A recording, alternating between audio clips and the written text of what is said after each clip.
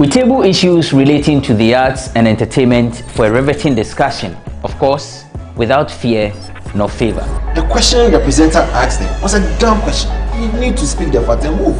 Varied views. We agree to disagree. So I would disagree with everything you said. I think that he's a smart guy. I think what he did. No, but I also said he's a smart guy. Yeah. I guess that I'm waiting for the what next. Yeah, I don't think that we have to wait for what next. It sometimes gets confrontational, but that's the beauty of the game. Today you're funny face. It's not my brother. Funny face. I don't know him. You don't know funny face. It's not my brother. You don't know funny face. It's a package. We meet, we sit, we dialogue, we learn, we progress. My name is Benefo Huabin Abrantepa, a proud blogger, and this is my forum.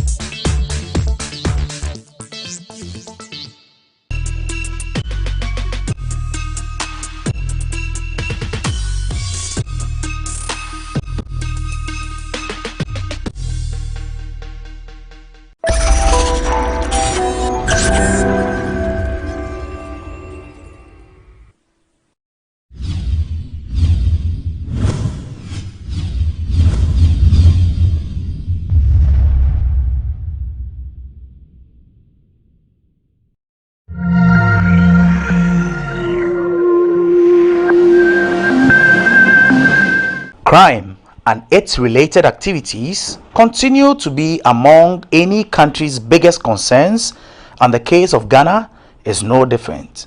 Available statistics say that as of June 2021, Ghana achieved a crime index of 46.98, meaning that at the said date, crime in Ghana was considered as being on a moderate level. In 2019, however, the level of crime is said to have peaked.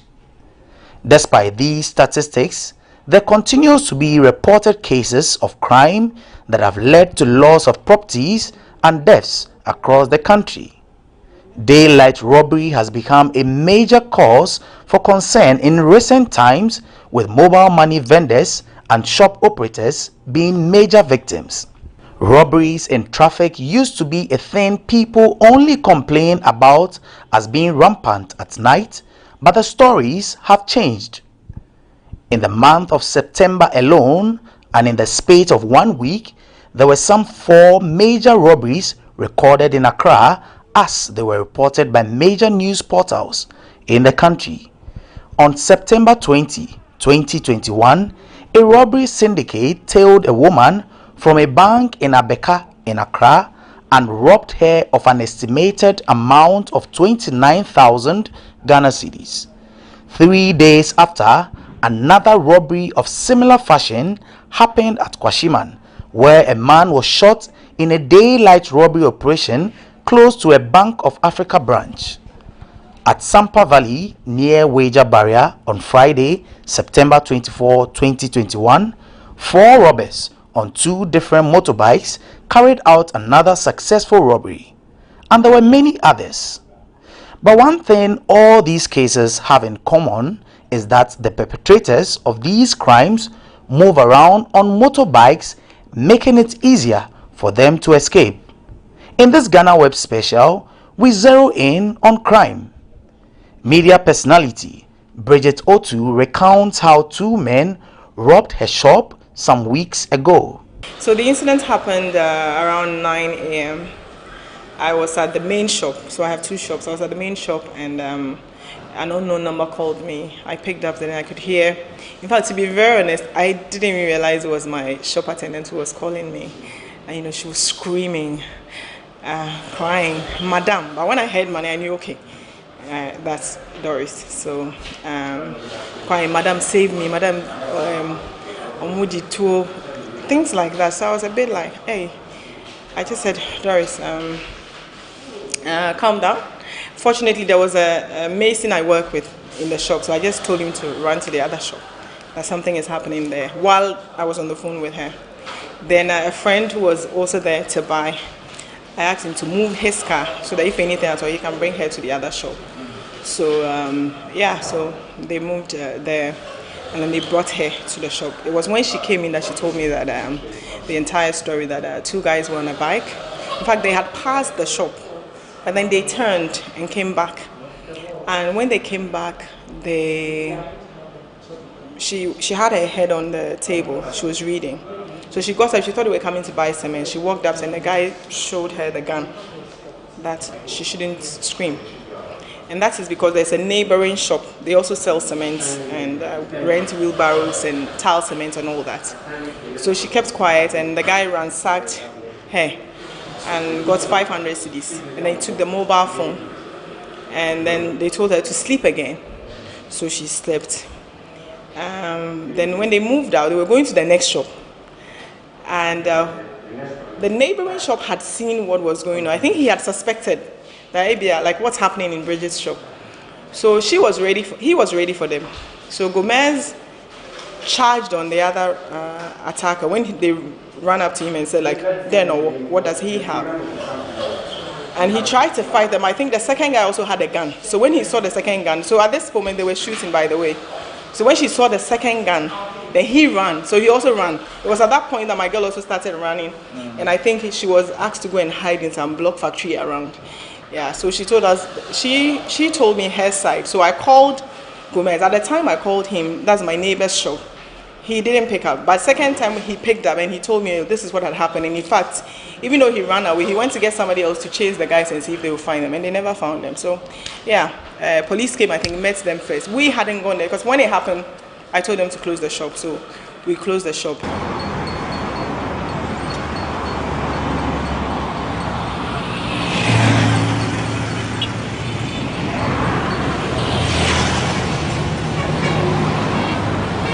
Another victim of daylight robbery, a videographer at GhanaWeb, tells us how a young man threatened him and his boat driver with a knife while in traffic. I was supposed to go and cover an assignment, but it was postponed. So on the boat driver I took to the place, because the program was cancelled, I told him to bring me back to the office.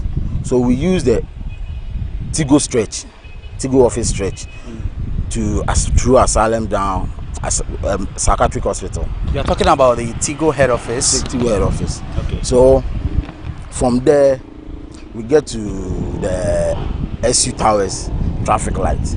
I think the light was on red. The traffic light was on red. So we were there. Most of the time when I'm in boat, I like chatting with the drivers a lot. So I was chatting with the driver. All of a sudden, I saw this guy who just pounced on me and said, "Boss, I'm in for your phone." You were still in the car? Yeah. "I'm in for your phone." At that time, I was trying to roll the glass up, but he was trying to pressing it down and forcing himself into the car. You were trying to roll up the glass? That means the gentleman's hand was in the car. Okay, so we just need to let our viewers understand that this area Richard is talking about is just the intersection in front of the Electoral Commission headquarters, and that is supposed to be like a security zone. There are a lot of policemen and armored vehicles around and all of that. Okay. So his hand was in the car, and there was another car parked to your side, to our side. So if you are in the other car, you think the guy is trying to beg for money. Your mind will never go there, because the way he has positioned himself, seriously, you know something is going on. So he just looked like someone who was begging. Yeah. So he said, I came in for your phone, but all of a sudden, boss, I don't need anything. I need money. I like you. I really like you. That's what the guy was saying. I really like you. I don't want to do anything bad to you. So from that time, I thought it's like somebody who needs money. So I took it cool. I said, oh, boat driver, if you have something on you, we kindly give it to the guy. When we get to the office, I'll give it to you back. So the boat driver took 1 cedi and gave it to the guy, and the guy like 1 Ghana cedi. And it's like, whoa, bro, you are giving street boy 1 Ghana cedi. Listen, let me tell you, boss, I like you. I like you. I don't want to do anything bad to you. I'm with my guys. I'm an armed robber. I came in for your phone. He started confessing. Yes, he started confessing. And I was like, whoa. All of a sudden, he put his hand into some small bag he has and brought out a dagger. Oh. I said, wow. So all along, he was not holding anything? Anything. So he had just come like a beggar, normal beggar, and then he was trying to pick your phone. Yeah. He actually asked for it. Yeah. From that day, I look at the driver. The driver wanted to move the car. The driver wanted to move the car, but the way he has positioned the knife, if we try anything, maybe something will happen. Where was the knife pointed at on your body? Where? I think. Where had he directed the knife at? I think from my chest up to my neck level. So I was like, whoa. We can't move because cars from Kanda, yes, going through Ridge, it's the light was green, so they were moving. So we can't try to move. The moment we try to move, it will tend to other, maybe another car will hit us. So it's like we are there. We are calm. We are calm. We are from that side. From that side, the boat driver started to beg also. Boss, we don't have anything. We don't have anything. All this time, the guy's dagger was still on me, on you. Yeah. And he had already, the driver had already given the robber. He was not taking the 1 cedi. He didn't take it. No, he didn't take it. So it's like, boss, we beg you. I said, boss, calm down. I like you. I don't want to harm you. This is the armed robber still talking to you. I like you. I like you. I don't want to do anything bad to you. I said, give your boy something so that I'll leave.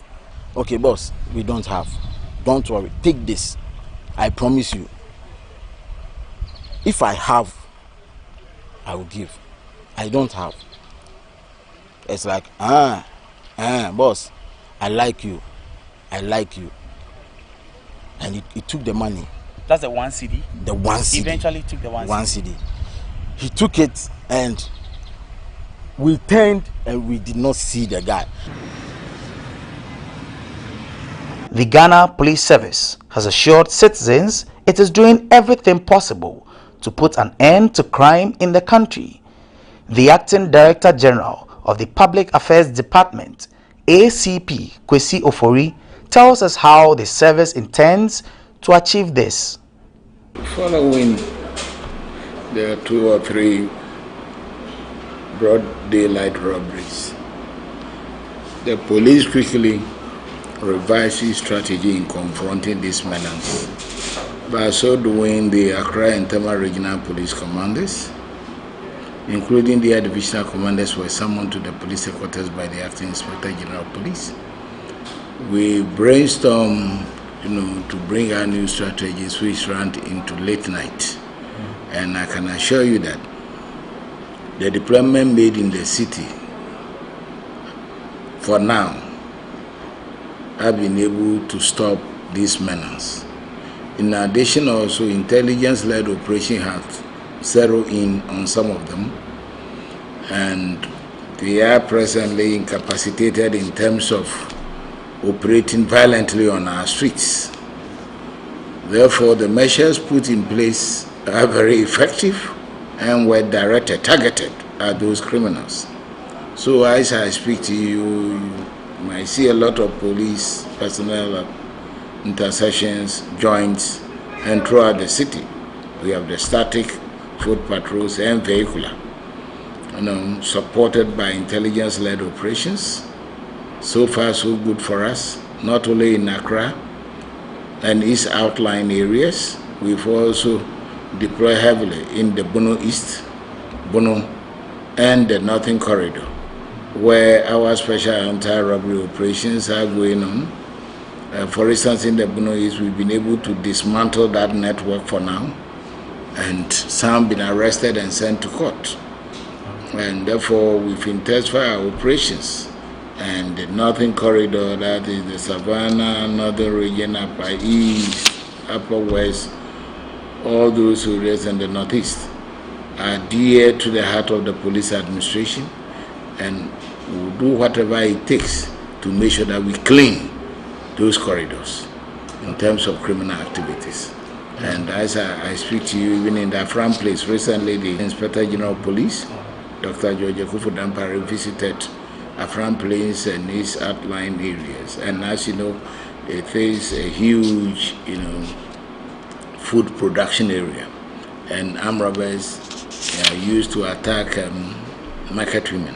Now we put stringent measures in place, snap checkpoints, patrols, and also the administration assess the operational capabilities and abilities of those areas. More resources are being pumped into the area, to make sure that the police are well established, so that police authority prevails. And so far, we've seen massive reduction in those robberies, where now market women go to and fro without let or hindrance. One thing is, we've also trained our personnel purposely to deal with that kind of people using motorbikes to rob or steal.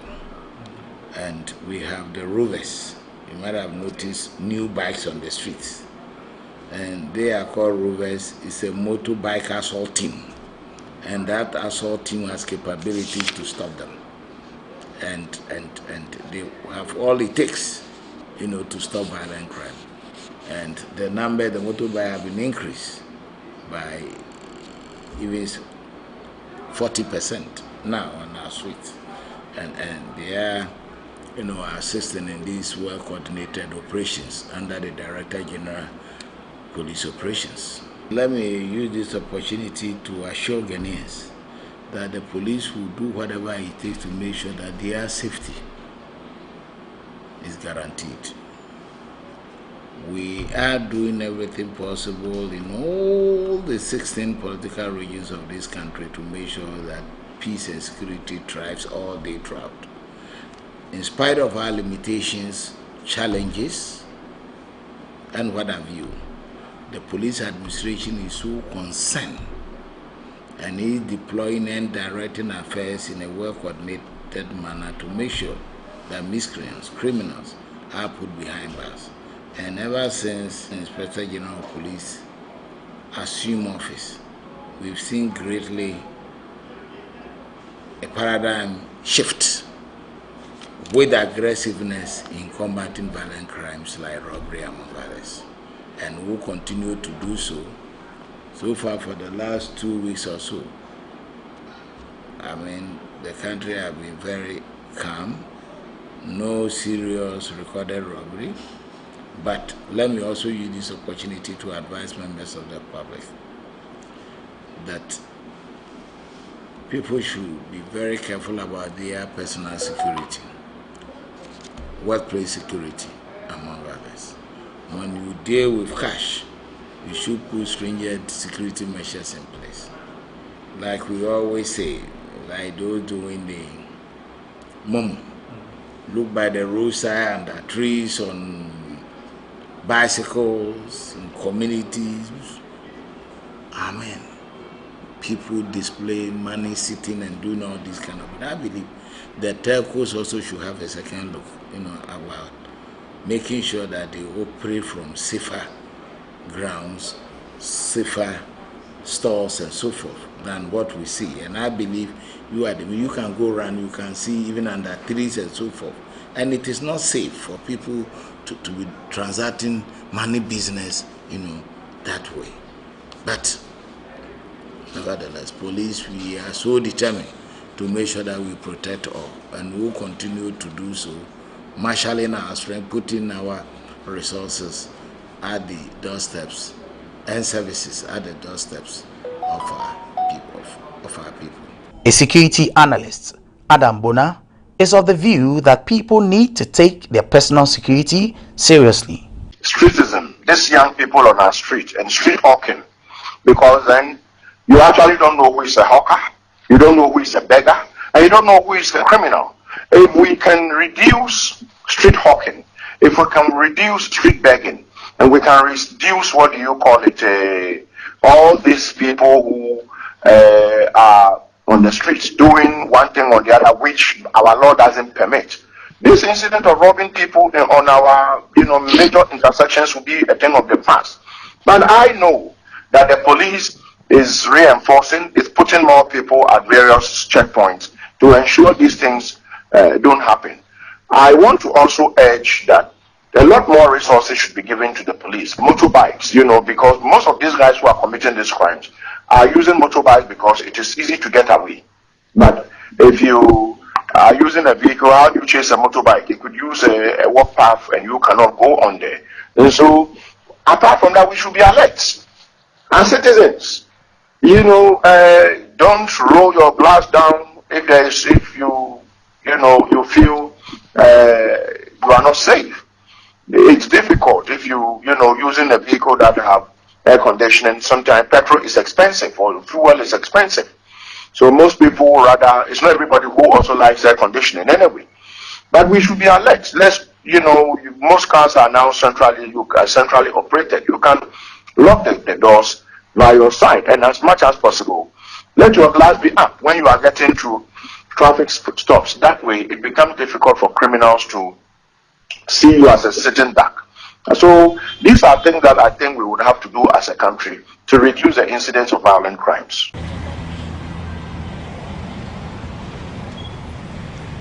It is now the hope that with the assurances coming in from the Ghana Police Service and with advice from security analysts like Adam Bona, you and I will stay safe out there. This has been a GhanaWeb special with me, Eche Atisu. Remember, there is news for you at www.ghanaweb.com.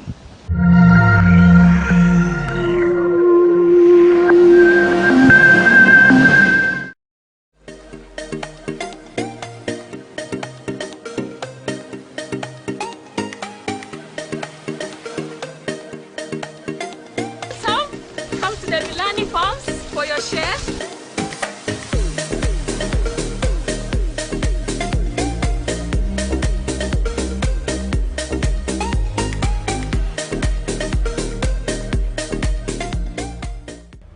The Milani Farms is located at Akweti Junction, which is about 1 hour 30 minutes drive from Accra. Hi guys, we are back again, Charlie. If today is your first time on my YouTube channel, don't forget to subscribe, like and share. So guys, I'm currently at this beautiful pineapple plantation, and I'm here with Seydou. Say hi. Hi. So Seydou is here with me, and Seydou is going to take us around the farm and take us to all the process and technique used here at the pineapple farm. So hi Seydou. Hi Stella. We've already met, but yeah, this is your first time meeting you. Yeah. So we are currently at the first part. So let's see how it goes. Virtually, these plants were planted in April up to August.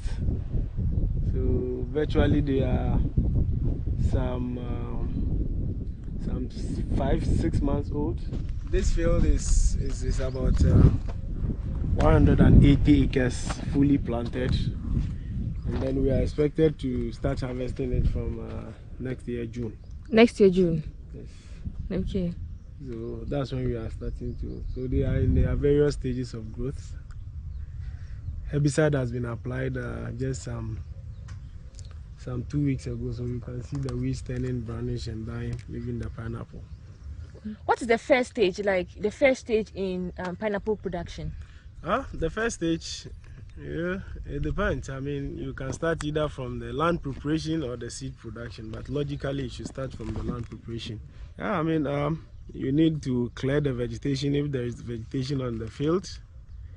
You will, with the help of your machinery, either a bulldozer, a payloader, to clear the vegetation. Then you have to do your plowing, you have to do your subsoiling, you have to do your harrowing, and then you cut your ridges, which they are very important. So we'll get to know these implements I'm mentioning. We have them at the site of land preparation. So after the land preparation, you cut your ridges, you do your cleaning. If you have to put plastic mulch to control the weeds and conserve moisture, you do. If you don't want to plant on plastic, you also do. So virtually we've adopted since 2 years now the no plastic approach. So you can see all our plants are on backgrounds, they are not on plastic. People doubt if they could do well, but we've studied so much, and then we think they are doing very well, even though the yield has been down by some 5 tons per hectare, but they are doing quite well, and then we are reducing plastic pollution.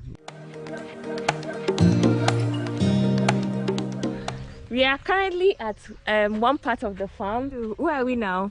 So this is the seed production unit. Okay. We call it seed, but the actual or the technical name is the sucker. Okay. Pineapple can be propagated by the suckers, the slips, either tissue culture or the crowns. Okay. But here we prefer using the suckers because the suckers have higher or faster growth rate compared to the crowns and the slips and the tissue culture. So why have you turned it upside down? So you have to turn it upside down because when they are harvested, there might be some pathogens at the base of the plant that you have to turn it between 24 hours to 48 hours for the solar radiation to sterilize the root zone of the plant before planting. So you are giving us some big terms. So, well, how will a layman like me understand? No, you see, you know the solar radiation or the sunlight is a good sterilizer. Okay. So when you expose these pathogens, soil-borne pathogens, they cannot stand the heat of the sun. So they are sterilized. Then you minimize the use of chemicals to control these pathogens when the plant is finally in the soil.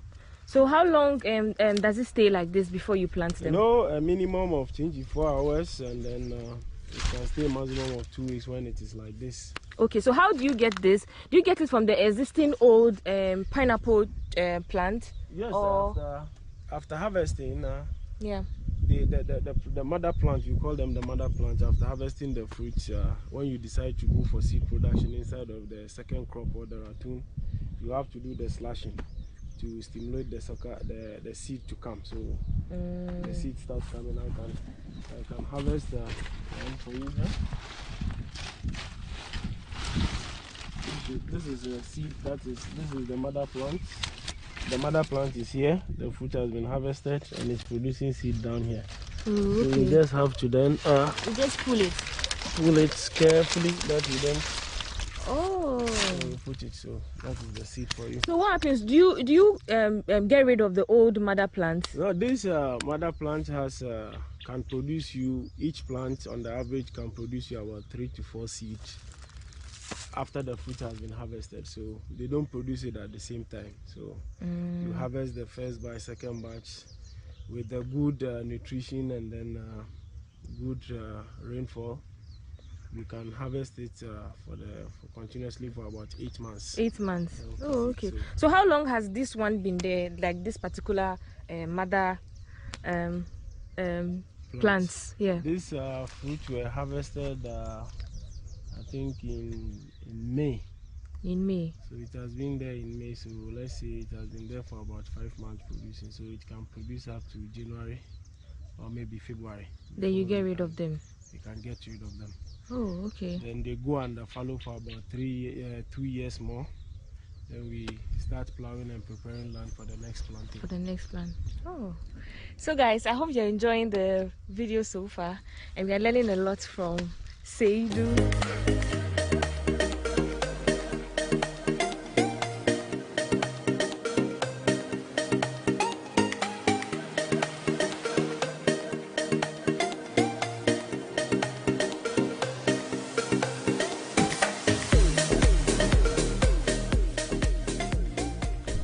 So this is how it looks like when it's very young.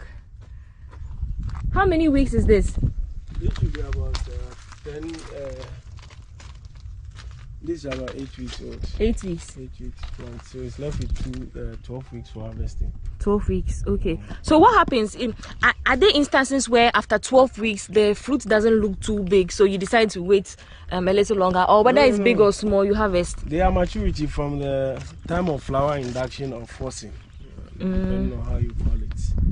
You count about 20 weeks in our setting here is 20 weeks. Okay. Plus or minus 1 week for harvesting. So immediately you do the flower induction, you have to just check the success of the fruit of the induction. Oh, okay. Like, when you say induction, what do you mean?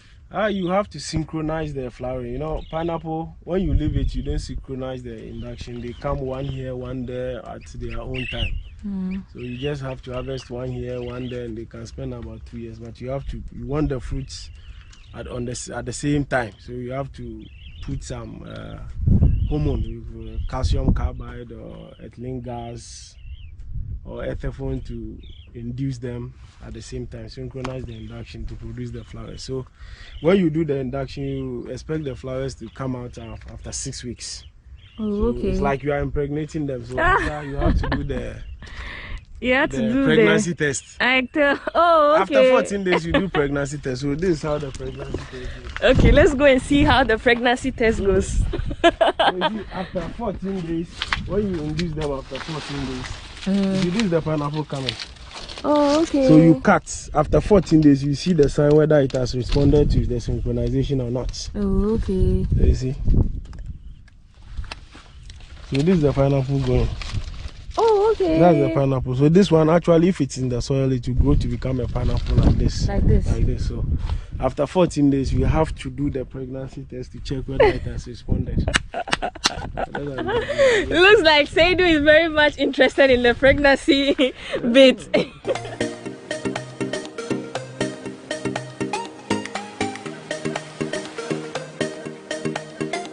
So we are finally at my favorite part, where the fruit is fully grown, and right in front of me is one of the pineapple. Look at how beautiful it's looking. Is it ready? Can I pluck it? Not that one. Not this one. Okay, so see how I'm excited. I'm so excited. So we came late, so we didn't get the farmers harvesting. It's about 1 p.m. at the moment. So Seidu, can I follow you? Yeah, if you want. Okay. Very curious. This one has been prepared, it's right. It's going by air. It's going by air? You can see it is specs. Yeah. It has been selected to go by air. Oh, this is very beautiful. So this has been selected to go by air. You can see these in pegs. And the green ones will go by sea. The what? The green ones. The green ones will go by sea. Yes, it will go. So I can harvest one for you. Yes. I want the ripe one. You want the ripe one? Yes. Okay, so I harvest this one. Yeah, harvest this one. Okay. They are all rival. Oh, right. This looks good.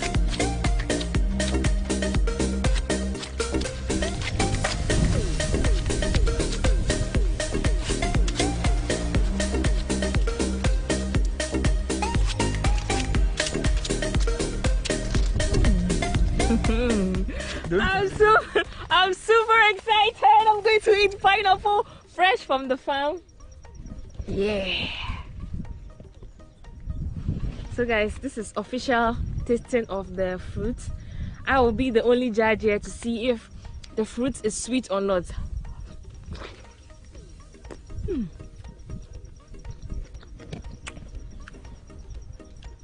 This is good. I'm sure you're used to eating pineapple every time. So say, do I realize this particular fruit is yellow, but I'm used to seeing the whitish one. Why is it that? It depends on the variety. The one you always see on the roadside is the sugarloaf. The sugarloaf by nature is whitish, and then it's a bit conical. So that's what locally they call it fanti. But this is MD2. So this is officially MD2. MD2, that's why it's yellow, and it's very nice, very sweet. If I don't return home, just know I'm here at the farm eating pineapple.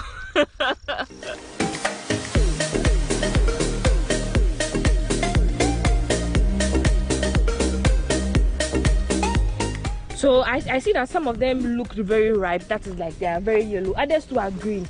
Does it mean that the others are not ripe? They are all ripe. They are all ripe. One is specially treated. I told you this is for egg. We treated it separately to get the yellow color for egg. Okay. At the green. The others are treated to go by sea. You know, sea will normally take about 2 weeks to get to the destination, so you don't need it as well. Okay, and it's because they are perishable goods, so you don't want them to get spoiled before getting to the destination. Yeah, so which countries do you export to? France, we go Switzerland, we go Belgium, we go Netherlands, we go Lebanon, we go Morocco. Oh, right. So if you are in this list of countries and you are enjoying pineapple, just know that some way, somehow, it's from this farm, because this is the biggest pineapple farm in Ghana. So guys, this is my first harvest and this is what I'm taking home. Do you want some? Come to the Milani farms for your share. So yeah, so far so good. It's been amazing. I hope you're also enjoying this video as much as I enjoyed the experience here with Seidu. Let me know if you have any other questions. Let me know in the comment section. I'm sure Seidu will see the comments and he'll respond to you too. So let's go to the next thing.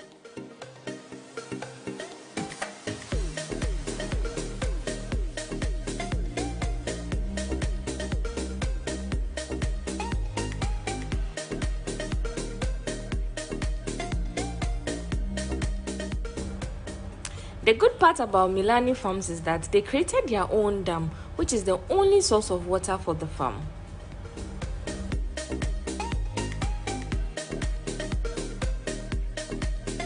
So we are currently done with the field things to see. I hope you're enjoying this video so far.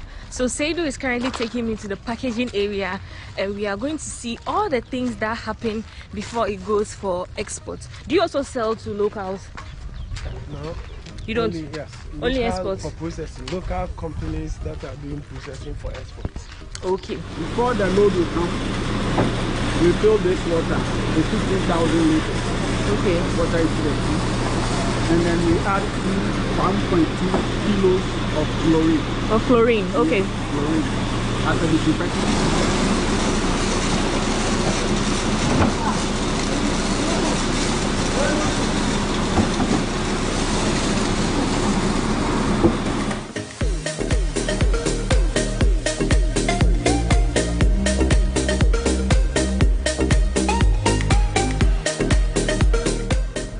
Entering, that's wash your hands. It's not to contaminate the fruits.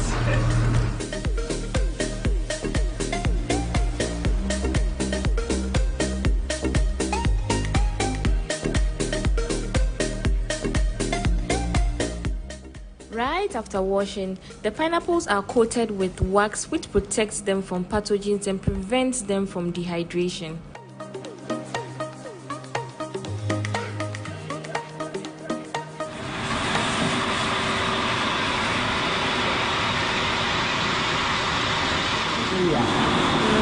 The parking area, we pack it according to the size.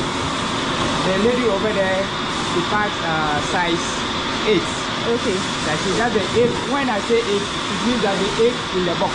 Okay. 8 in the box. We pack it according to the weight. Okay. We have the weight. The 6 start from the 1.85 to 2 kilo. That one qualified for the 6 in the box. Palletize it. We arrange it on the pallet nicely. Then the 7.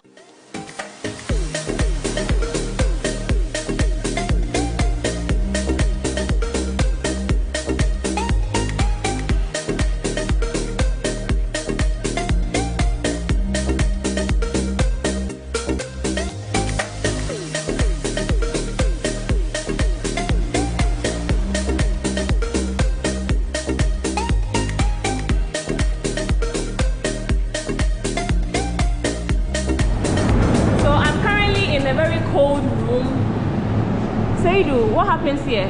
So this after packaging, this where you pre-pull it, you know, to prolong the shelf life of the fruit, you have to pre-pull it to a very low temperature before. So pineapple is stored at 7.58 degrees Celsius temperature. Good.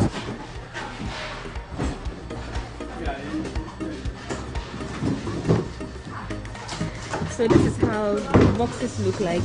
This is the one that goes by air and this by sea.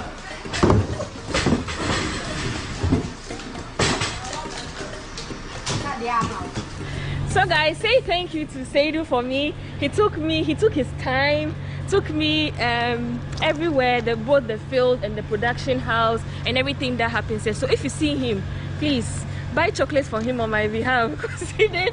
The chocolate is already here. He did an amazing job. Thank you so much. So if somebody needs advice on pineapple farming in Ghana, should they call you? Yes, I'm always ready and willing. Yeah, so I'll drop his contact. Call him and he's ready to give you the best of advice. But be ready to give him some coins, right? Don't less. So guys, thank you so much for watching. This brings us to the end of this video. I hope you were educated just as I was. This is my first experience here and it's been amazing. This video has been an enlightening video. It has taught me a lot. It has taught me how the fruit started. I mean, from the seedling right to production, right to exporting. And this particular farm here is mainly for exportation, both sea and by air. And so thank you guys so much for watching. I love you all. I know you're always with me. You're always sticking around. I mean, I love you. Mwah. It is going to my house. Thank you so much, Seidu. You can't come to the farm without getting pineapples. Thank you so much.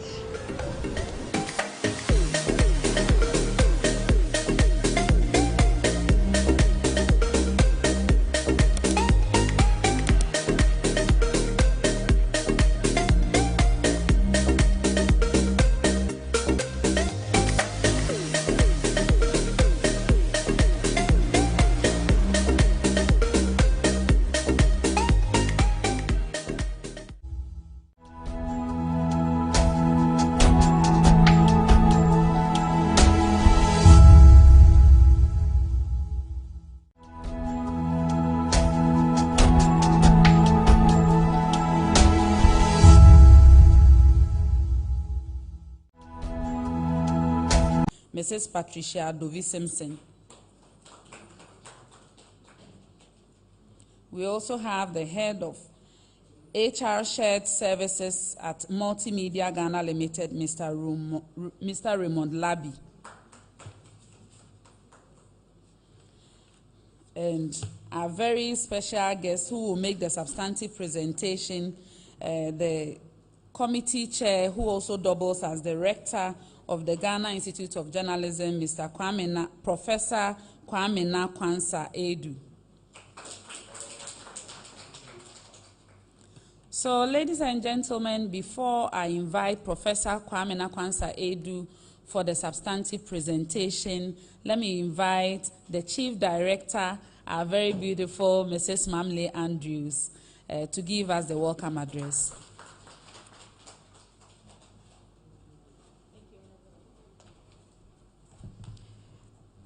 Good afternoon, everyone. Honorable, thank you so much.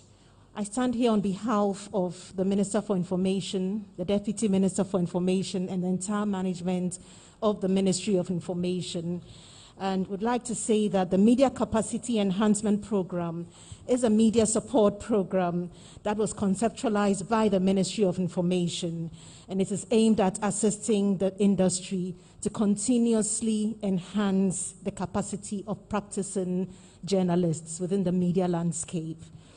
The program has been designed to create a platform that seeks to bring together academia, civil society organizations in the media, as well as practicing journalists, to develop a curriculum that can assist practicing journalists to continuously enhance their capacity. The following partner institutions have worked hard to develop a curriculum after a needs assessment was taken on the media landscape. These are the National Media Commission, the Ghana Journalists Association, the Ghana Institute of Journalism, the Institute of Public Relations, the Private Newspaper Publishers Association of Ghana, the Ghana Independent Broadcasters Association, the School of Information and Communication Studies, University of Ghana, and so many other partners. The role of the ministry simply is to provide bursaries to participants from the media landscape who benefit from this capacity enhancement program annually. Under the program, a skills gap analysis has been conducted, a curriculum based on gaps has been identified, a faculty for training based on curriculum has also been identified and engaged, and they have been tasked to provide periodic training for media practitioners across the country. The role of the ministry is simple. We fully support the partners in the implementation of the Media Capacity Enhancement Program. Particularly, the ministry will focus its attention on raising funds for the implementation of this program. It will provide both technical support to the working committee and also coordinate the activities of the working committee. So that is the role of the ministry in partnering various key stakeholders within the media landscape to roll out this media capacity enhancement program. Thank you very much.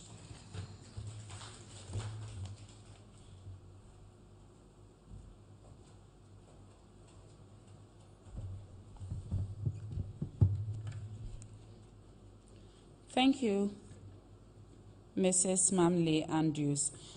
Before I invite Professor Kwame Nakwansa Edu for the substantive presentation, permit me to acknowledge the implementing partners once again.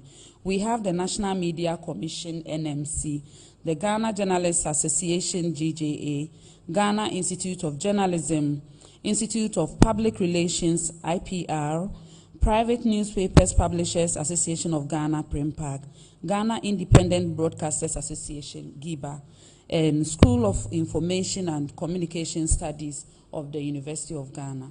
So I would now yield the podium to the committee chair, who also doubles as the rector of the Ghana Institute of Journalism, Professor Kwame Nakwansa Edu, for the substantive presentation.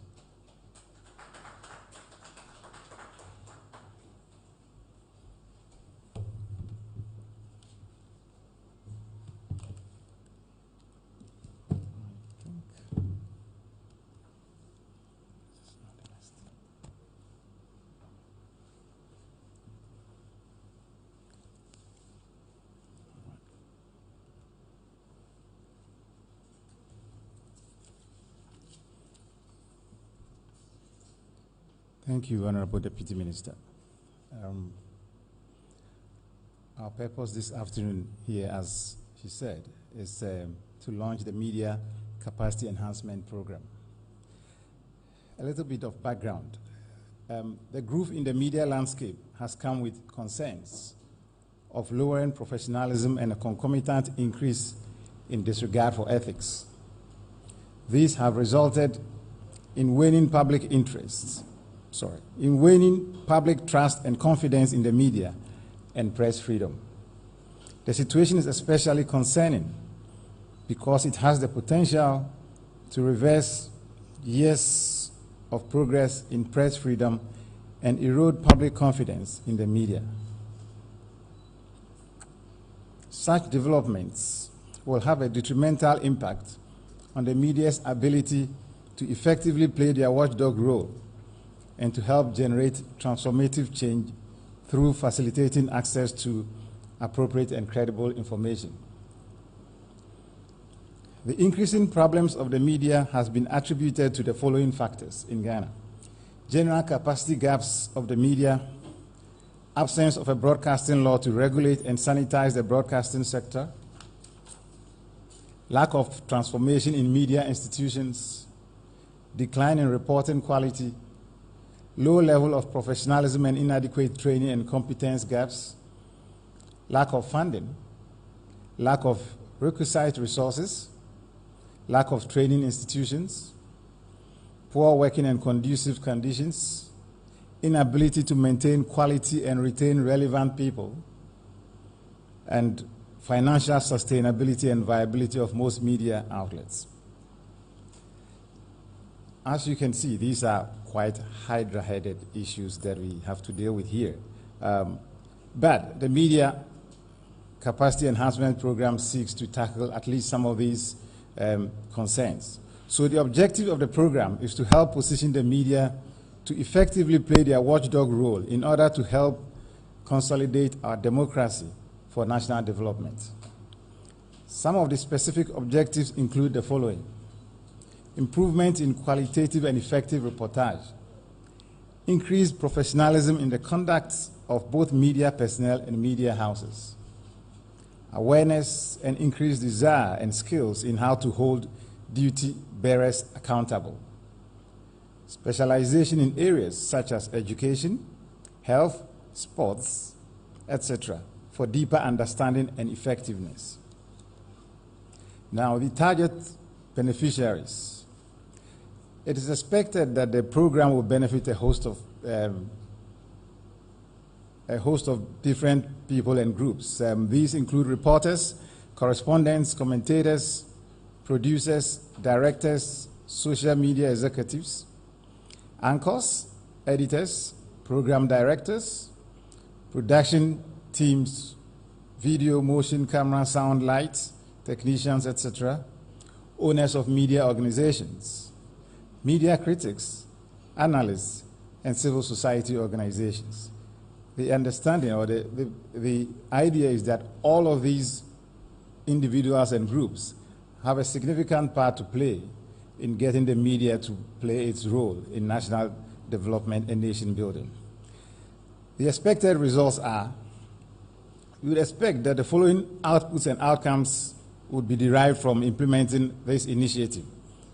1, to provide continuous on-the-job training at regular intervals for over 900 members of the Ghana Journalists Association, Ghana Independent Broadcasters Association, and private Primpack and other media practitioners to improve their skills. To support training targeted at content creation for media practitioners, provide a regular platform to support media introspection on subjects related to media management, corporate governance, and media business models. To encourage ethical journalism, and to support media practitioners to undertake specialized training in chosen fields. So on the basis of this, as Mrs. Mamley Andrews said, a curriculum has been put together through consultation. The Working Party consulted a number of interested parties and came up with a curriculum. And so for the first set of training, which is expected to run from Monday 6th December to Thursday 9th December, and Friday is for departure 10th, 2021, in Kumasi in the Ashanti region. We are expecting to have a cohort of about 60 media personnel drawn nationwide, and these will be trained on 6 topics: proposed by the working committee after consultation. The idea is to have a first nationwide training program which draws from all the sectors of the country. Subsequently, next year, the expectation is that we will have at least one training program in each of the 4 sectors, designated sectors, and that would be limited to people, media personnel from each of those sectors. Hopefully, we're expecting that by the end of the year, we would have covered a significant proportion of media personnel in these areas. The topics that we have decided on for the first batch of training is media as a tool for socioeconomic development and nation building, ethics and the journalism mission, journalism, media personnel and the law, digital media and online journalism, impact journalism and investigative journalism. There are other specialized topic areas that were discussed and also suggested when we did our consultations. These have been earmarked for subsequent training, but in the first set of training, this is what we are looking at. Thank you.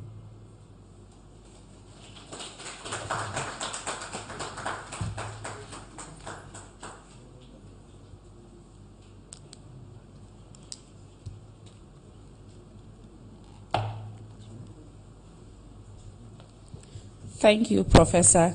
Kindly note that we are streaming live on our Ministry of Information Facebook handle, GTV, and also Joy News. So we will take solidarity messages from the working partners and from members of the working committee. But before then, we have a very short video that we would like to show briefly before we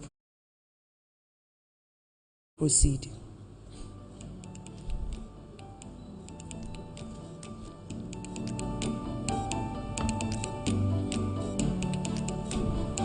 Professor Kwame Rector of the Ghana Institute of Journalism, and also chairing the working party of the Media Capacity Enhancement Program. The objective of the program is essentially to increase the knowledge base, skill sets, and also the qualitative output of all people that work within the media. Journalists, cameramen, editors, and a whole range of people that work within the media. The ultimate aim is actually to bring about a qualitative change for the better in terms of how the media can help national development and also nation building and socioeconomic development. This first edition of the training program, because it covers broad areas. The law is important to everybody working in the media space. The role of the media in socio-economic development is important to everybody in the media space. Ethics is absolutely important within the context of the media space. Investigative journalism is important. And so all the topics, digital media, all the topics are important. And so everybody in that media space is invited to attend this program. My name is Cecil Sunkwamels. I'm the president of the Ghana Independent Broadcasters Association. The Media Capacity Enhancement Program, I think it's a great innovation and a great program. Considering where we are now in terms of governance, when we look at the landscape of the number of TV and radio stations that Ghana has now, 429 active radio stations and about 110 active TV stations. It's created a gap, and this program, we're happy to say, can actually help to close a lot of expectations of performance of the media and the gap between that and governance, and bring it together. So we hope for the best, and we hope this will not be the first time we can have this program run in consequent years. Congratulations. What an amazing time to be a journalist in this country, and indeed to be in the entire communication industry. And that's why we bring felicitations from the Ghana Institute of Public Relations, IPR, and we extend that to all our colleague journalists. We believe that the Media Capacity Enhancement Program is a wonderful initiative. It's going to position journalists well, allow them to be part of the accelerative change which is going on all around us, and be the real fourth estate that this country needs. And so the Institute of Public Relations Ghana would doff our hats off to the ministry and all the collaborators for making this possible. Indeed, whatever it takes to support this initiative would have our fullest backing. Thank you. Mauko Afajino is the name, President, Institute of Public Relations Ghana. Hi, my name is David Tamaklu. I'm the Vice President of the Private Newspaper Publishers Association of Ghana, PRIMPAC. We at PRIMPAC believe that the Media Capacity Enhancement Program is a good initiative. We hope that many more of our members and journalists across the country benefit from this initiative. It is our belief that the program will enable more professionalism in our industry and make our members more independent in their deliveries as journalists.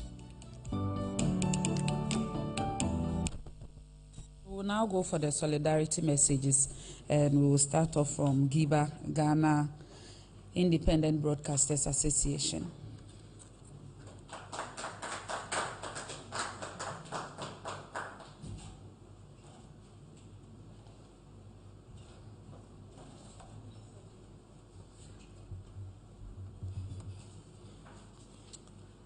A very good afternoon, all protocols observed. Professionalism in media coupled with ethical journalism requires engaging the audience and keeping stories relevant to readers. Unbiased objective reporting helps strengthen the media and obtain the audience trust and help change their lives, paving the way for better community engagement. Ghana is not different from other countries in the world, faced with the phenomenon of a rapidly changing technological world.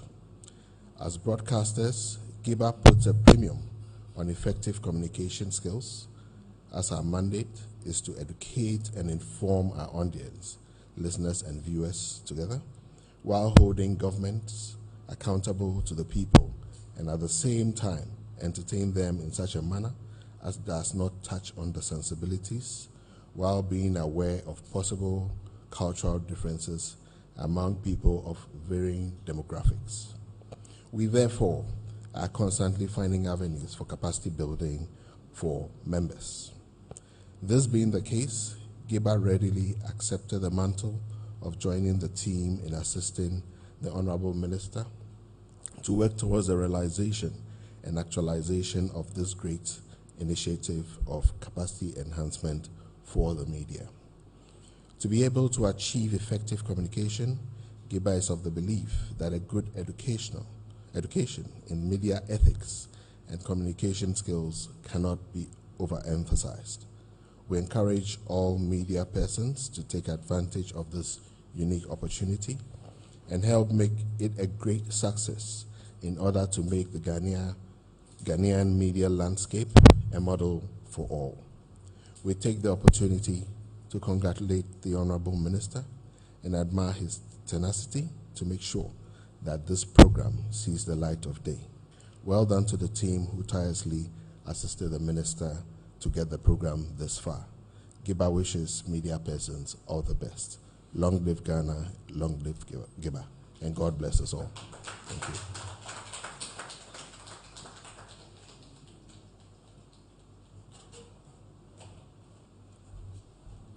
So for those at home, kindly note that we are live on Joy News, GTV, and the Ministry of Information Facebook page. I will now call on the Ghana Journalists Association for their solidarity message.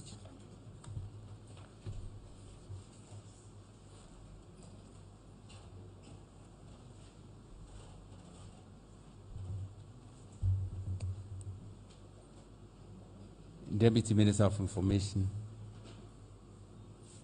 Chief Director, Minister of Information, Professor Kwamina Kwanzaa Edu, Rector GIJ, President of PRIMPAC, and my junior brother, Vice President of Primpark, David Akin, President of GIBA, Cecil, who's warming up, colleagues, distinguished ladies and gentlemen. Today is the day the Lord has made. And we have every cause to rejoice and be glad that what seemed impossible or a distant dream has crystallized into reality. Indeed, our own minister and our flag bearer in government, Honorable Kojo Nkrumah, his deputy, Haja Fatima, Chief Director, Pat, our own sister, the intellectual force which produced a program will occupy a special place in history for coming out with a document, an initiative, which will go a long way to bring about qualitative improvement in the media landscape. The point can hardly be articulated that the media have a long way to go to meet standards, to shape up in response to the great complexities, challenges, and expectations of consumers of media content. So this program has come at the right time to fill the gaps and meet crucial needs in the media. Essentially, media organizations and umbrella bodies like DJ, GIBA, Primpark are supposed to regularly capacitate their members. But the reality is that such organizations are so financially disabled that they cannot undertake this professional exercise alone. GJ, for its part, has been knocking at doors and expending whatever we have to ensure that our members meet the expectations of media consuming public. But you and I can testify that we have done so much, but still there's so much to be done to meet the standards we all desire. It is said that perfection is a harsh taskmaster. So we are not expecting that after this program, or in the course of this program, everything will be perfect on the media landscape. But we are fundamentally hopeful and profoundly optimistic that this program will go a long way to reduce the professional sins and deodorize the professional stench in the media. God bless us all.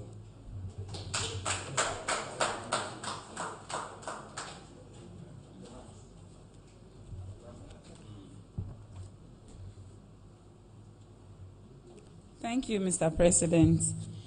We will now call on the Institute of Public Relations, Ghana, for their solidarity message.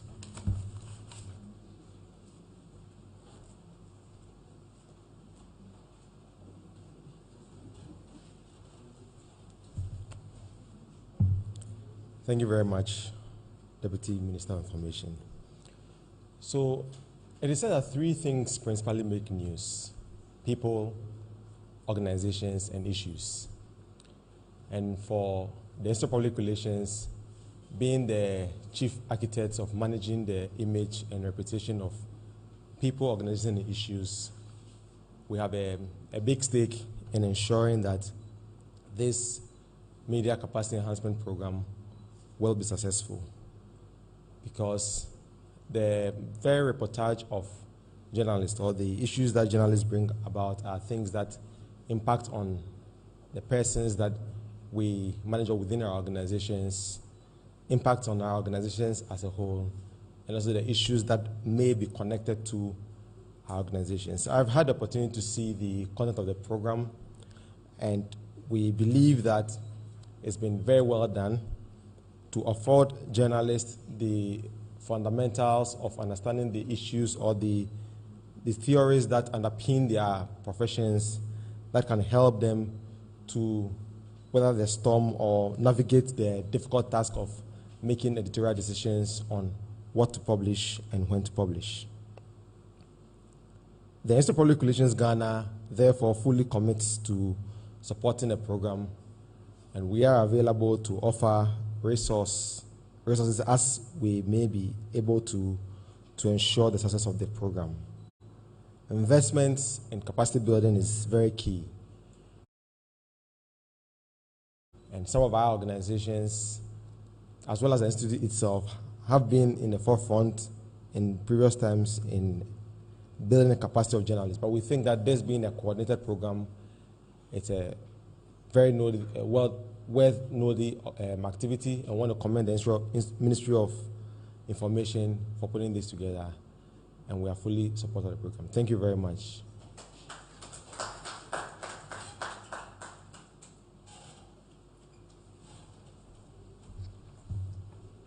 So I will now invite Prem Park for their solidarity message.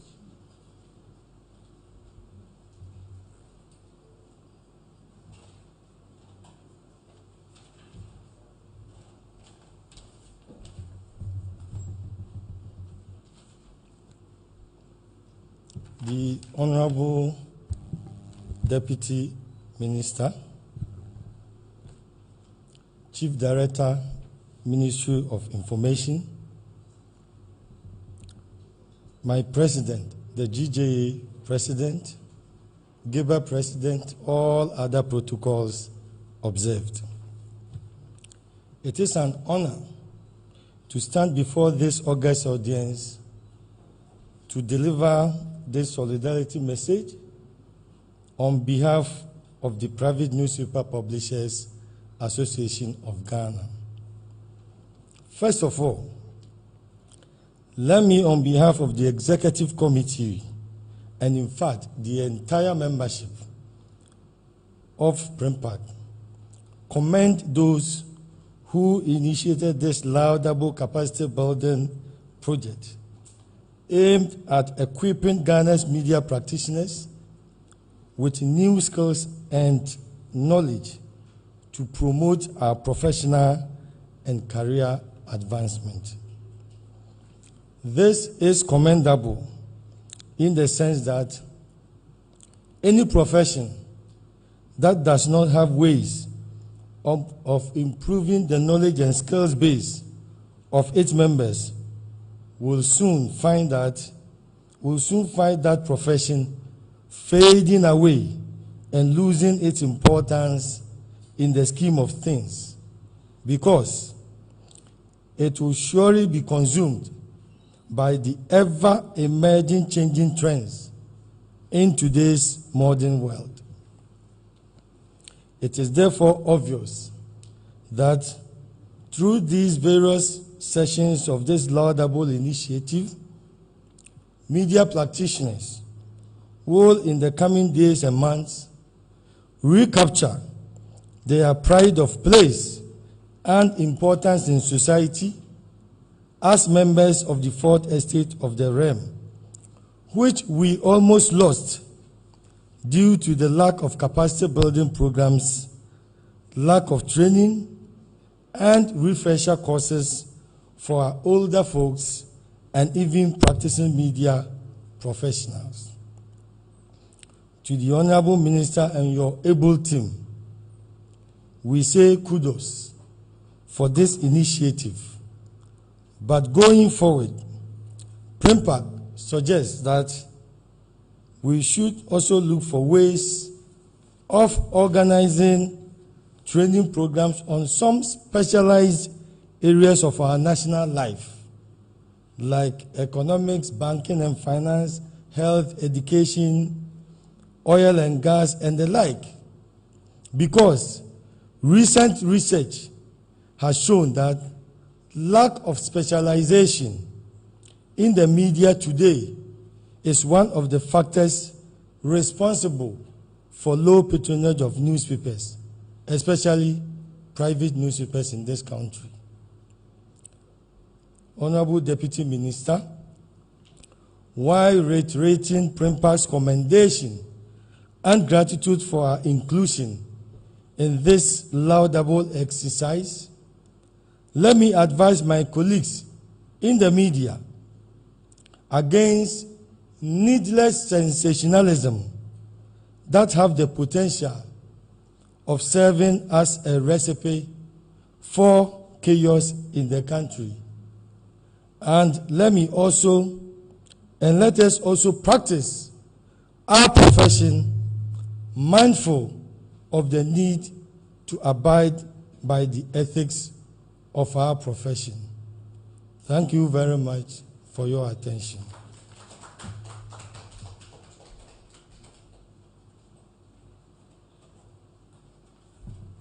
Thank you, Mr. President. We will now go to the Ghana Institute of Journalism for their message.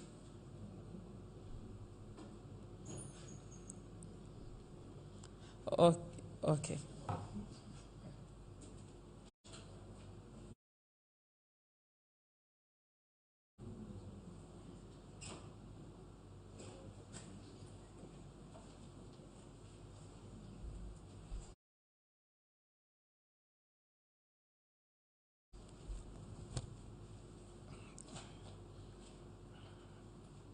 I'm not even sure what I'm supposed to say.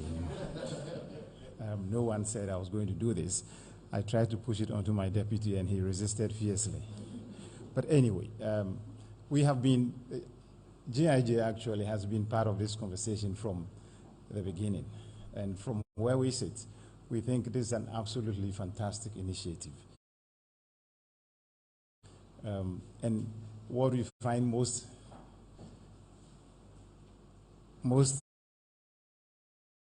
exciting, also most appreciative of in this whole thing is the fact that even though it's a ministry initiative, all the work has been done by people outside of government just to ensure that there is absolute independence in this. And I think that the ministry must be commended for that. Everybody says, he who pays the piper calls the tune. On this occasion, we are glad to note that the ministry is trying to organize for the payment of the piper, but no calling of the tune at all. The decision has been made by the working committee, and this is a very good initiative.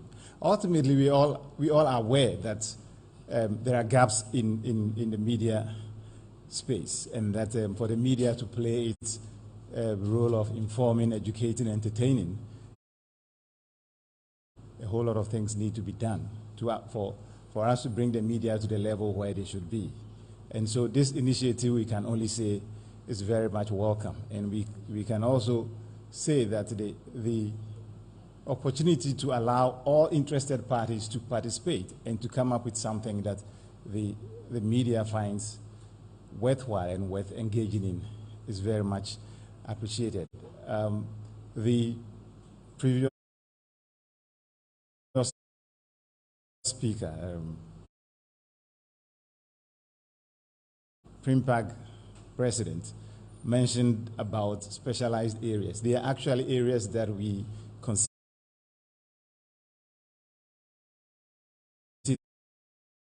This is just what the topics that we mentioned earlier on are just the first ones that we are going to look at. Then we'll look at all the specialized areas that the members of the various umbrella associations have indicated. So hopefully the one that is trying to pay the piper will find the resources to continue to pay the piper and allow us, the working committee, to call the tune. Thank you.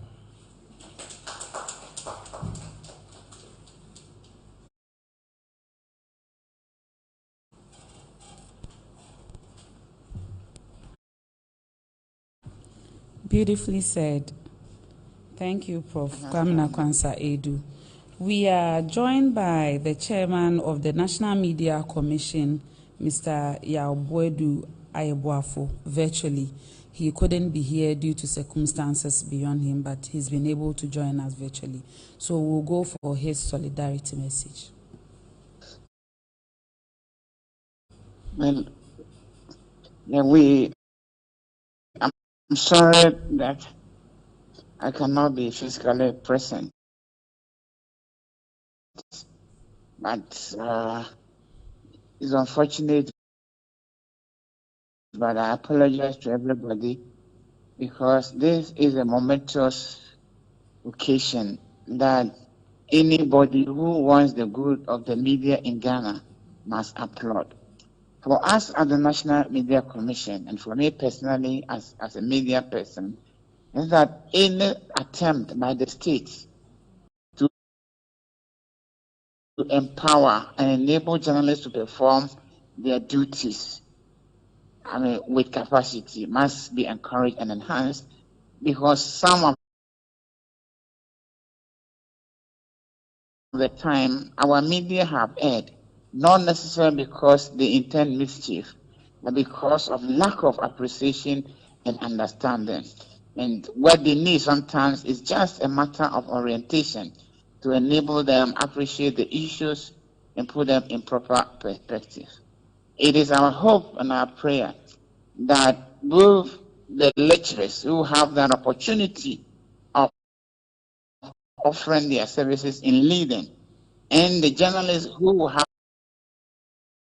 the opportunity of being selected to participate in the programs would cooperate as much as possible and offer their best in all situations. Let us make the best out of the situation so that at the end of the day, journalism will be better and we will be more recognized and appreciated for contributing to national development. My only hope and prayer is that this initiative will not die the way that the Media Development Fund died, without making that impact on our psyche. And I also look for the independence in the management of the process, so that there will be very little interference from whatever source, including even the National Media Commission, that those who are in charge will be given the fullest assurance that they can discharge their duties professionally and empower us. I thank the Ministry of Information for this opportunity, and I do hope that we will make meaning out of this. And from now on, the media environment will change. Thank you very much, and God bless all of us. Thank you. Thank you so much, Mr. Yaobwedu Ayeboafo.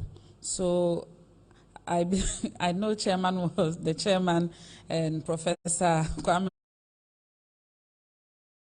Kwansa was hesitant to come here again, but we have to call him once again to come and officially launch the program so that we can go for questions from the journalists present. Prof, please.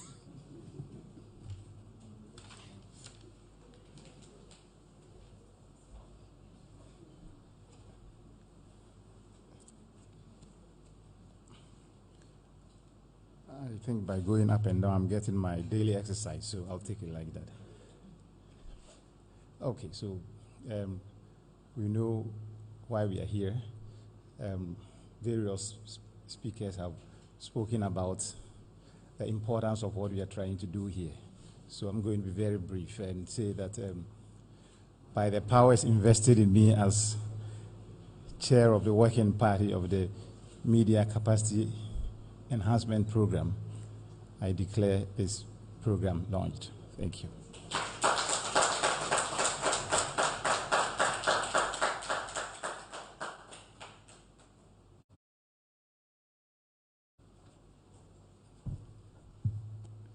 Thank you so much, Prof. The next time I call, it will be for group photo. So we have some journalists in the house. So please, if you have any question from the back, we'll bring the microphone to you so that you ask your question. Okay. So we'll take the first question and then the second from the back.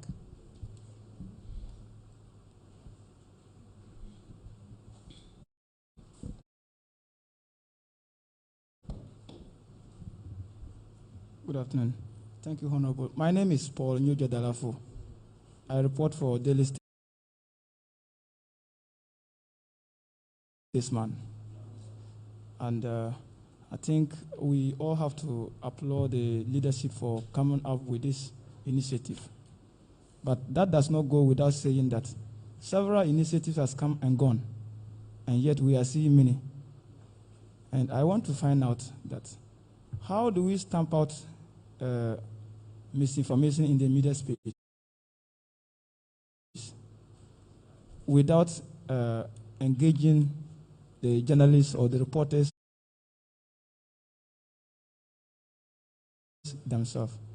For instance, we as reporters, when you go to a certain media house and you are either made to work without being paid or you are paid without being satisfied. How do we prevent journalists from practicing PR journalism, what I term it as? Thank you. Okay, thank you. So, if I got the question right, you want to find out how we are going to resolve misinformation when some journalists are either not paid or do not have good conditions of service. Was that the question? Okay. So please, we'll take the second question. My name is Sarah Paku. I report for Media General.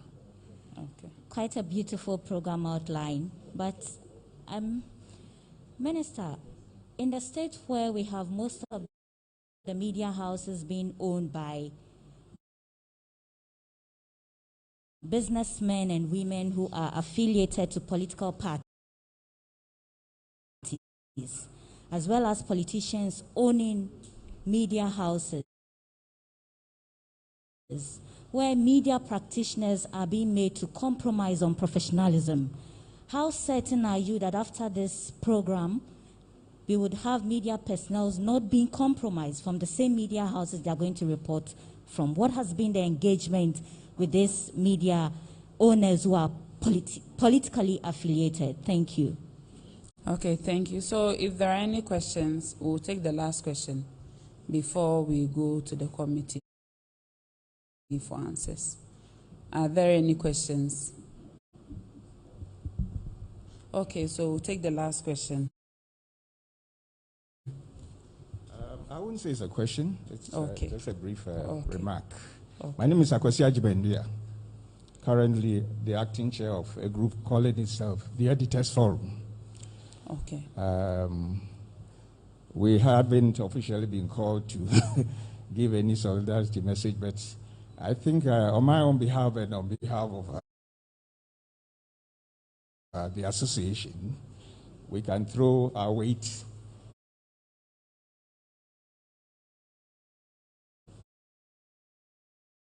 behind what you're doing. We know to him or her who much is been given, much is required. Some of us are a bit old. We've watched things happening in the country, not only in the media, but generally in our development. We're happy this is coming. We hope it will indeed help improve the media landscape, and for that matter, the development of Ghana, and I believe when things happen in Ghana issues. But may well give way to the national agenda or to working towards achieving the national agenda. Thank you.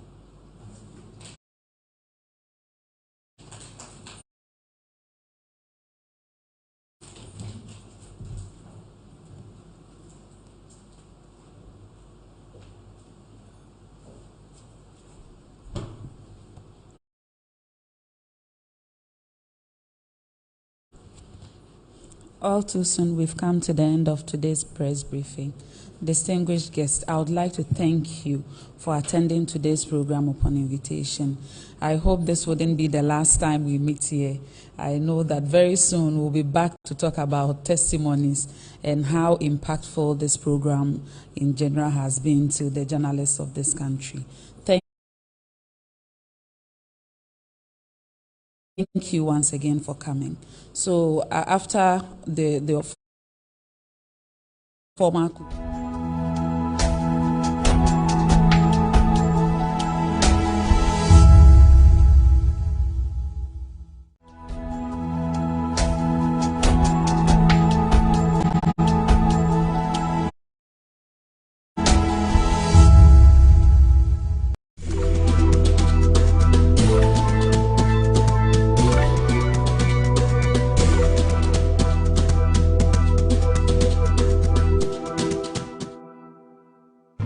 It gives me great privilege to congratulate GhanaWeb on your 22nd anniversary.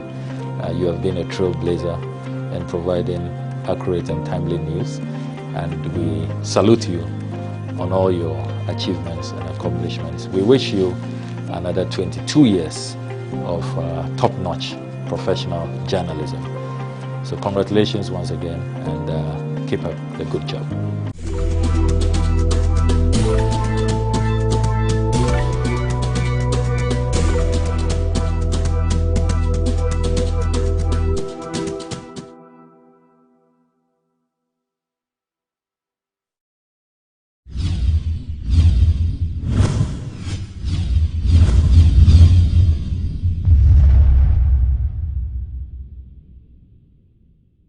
We've got a question for you this week.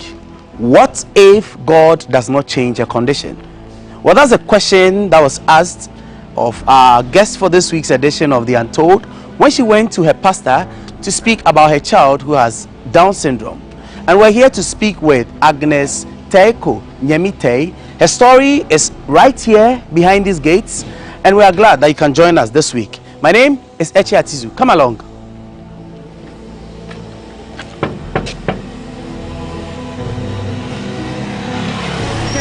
Hello, Auntie Agi. Hello. Good morning. Good morning. I hope you're well. Yes, I'm well. Wonderful. It's good to be in your home this morning. Well, welcome. Ah, Toda!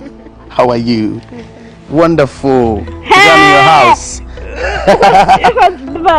After I'm in your house. Are you off to school? I'm here. You don't go to school this morning? I'll go. What? Are you sure? Yes. Okay. Sure. Thank you very much, Auntie Agi.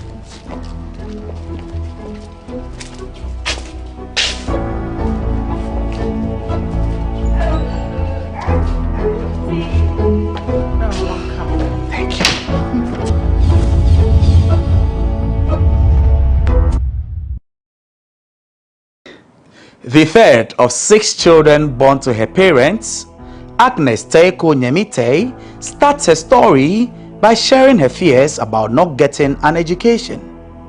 I was born in Tema, but I grew up with my auntie at Koforidua, where I had all my education to the secondary school.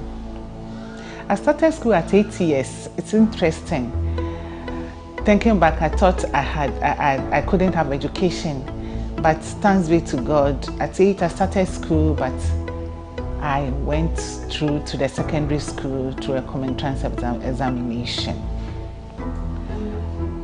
I came back to live with my parents in Tema, where I went to the Social Advance Institute to pursue a course in secretariatship because my late mom wanted me to be a secretary. Thanks to Auntie Phyllis, late Auntie Phyllis.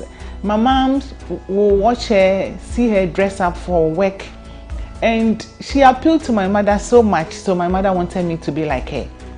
So she asked Auntie Phyllis what she does at PZ Cousins, and then she said she's a secretary. So my mother told me, I want you to be a secretary like Auntie Phyllis.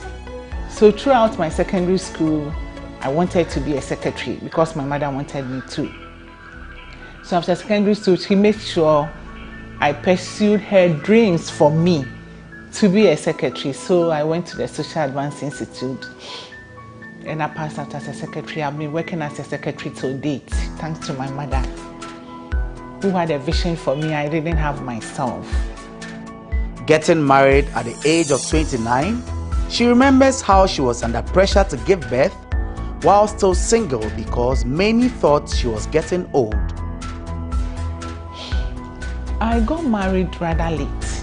I was 29. I remember when I gave birth to my son, my mother was so happy, and then she expressed that people were not going to worry her again. Mini be obi on my for, no be obi for, as we say in our local language. And my mother was so happy that finally at 29 years, I had a son. My mother said that she always tells them that my daughter is not married. Why are you expecting her to have a child? Because in the neighborhood where we live, they give birth like that. So they thought I should do same. But thanks to God, I gave birth to Kobe, my son, when I was 29. While still married, she unfortunately had to play a single mother role after her husband went away forever without notice. Her mother's last words would also come to make sense to her after a few years. My husband then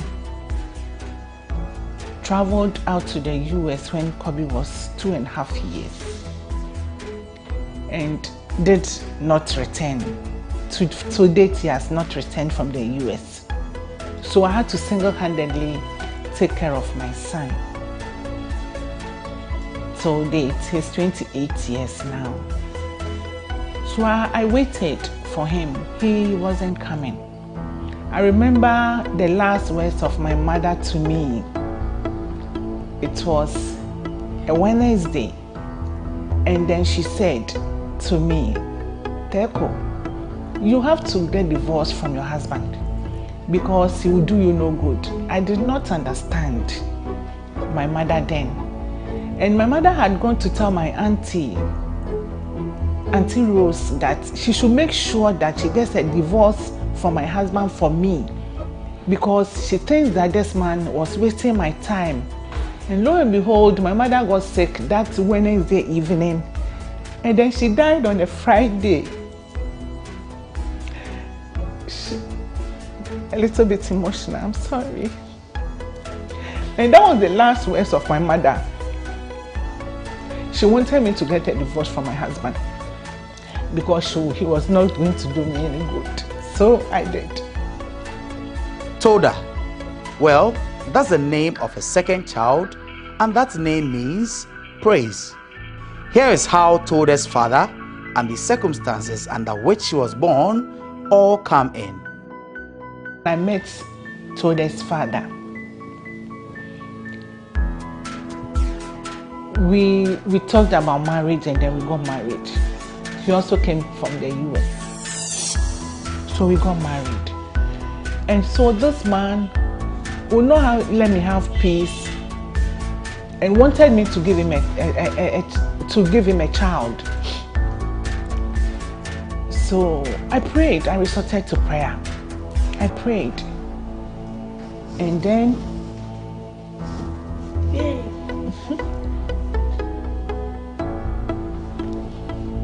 And then I had been to the Winners Church, their Bible school. So it was every December they go to Nigeria. Shiloh, they call it Shiloh in Nigeria, the Winners Church, and David Oyadipo's church, Bishop. So after the Bible school with them, I traveled with them to Nigeria. And the purpose of that trip was to pray to God to give me a child. Because my husband was not giving me any peace. He wanted me to give him a child. So I traveled with the Winners Church to Nigeria to pray to God for a child. I remember one time when I was in Nigeria, he spoke to me on phone. And then he started it again. When are you going to give me a child? Da, da, blah, blah, blah.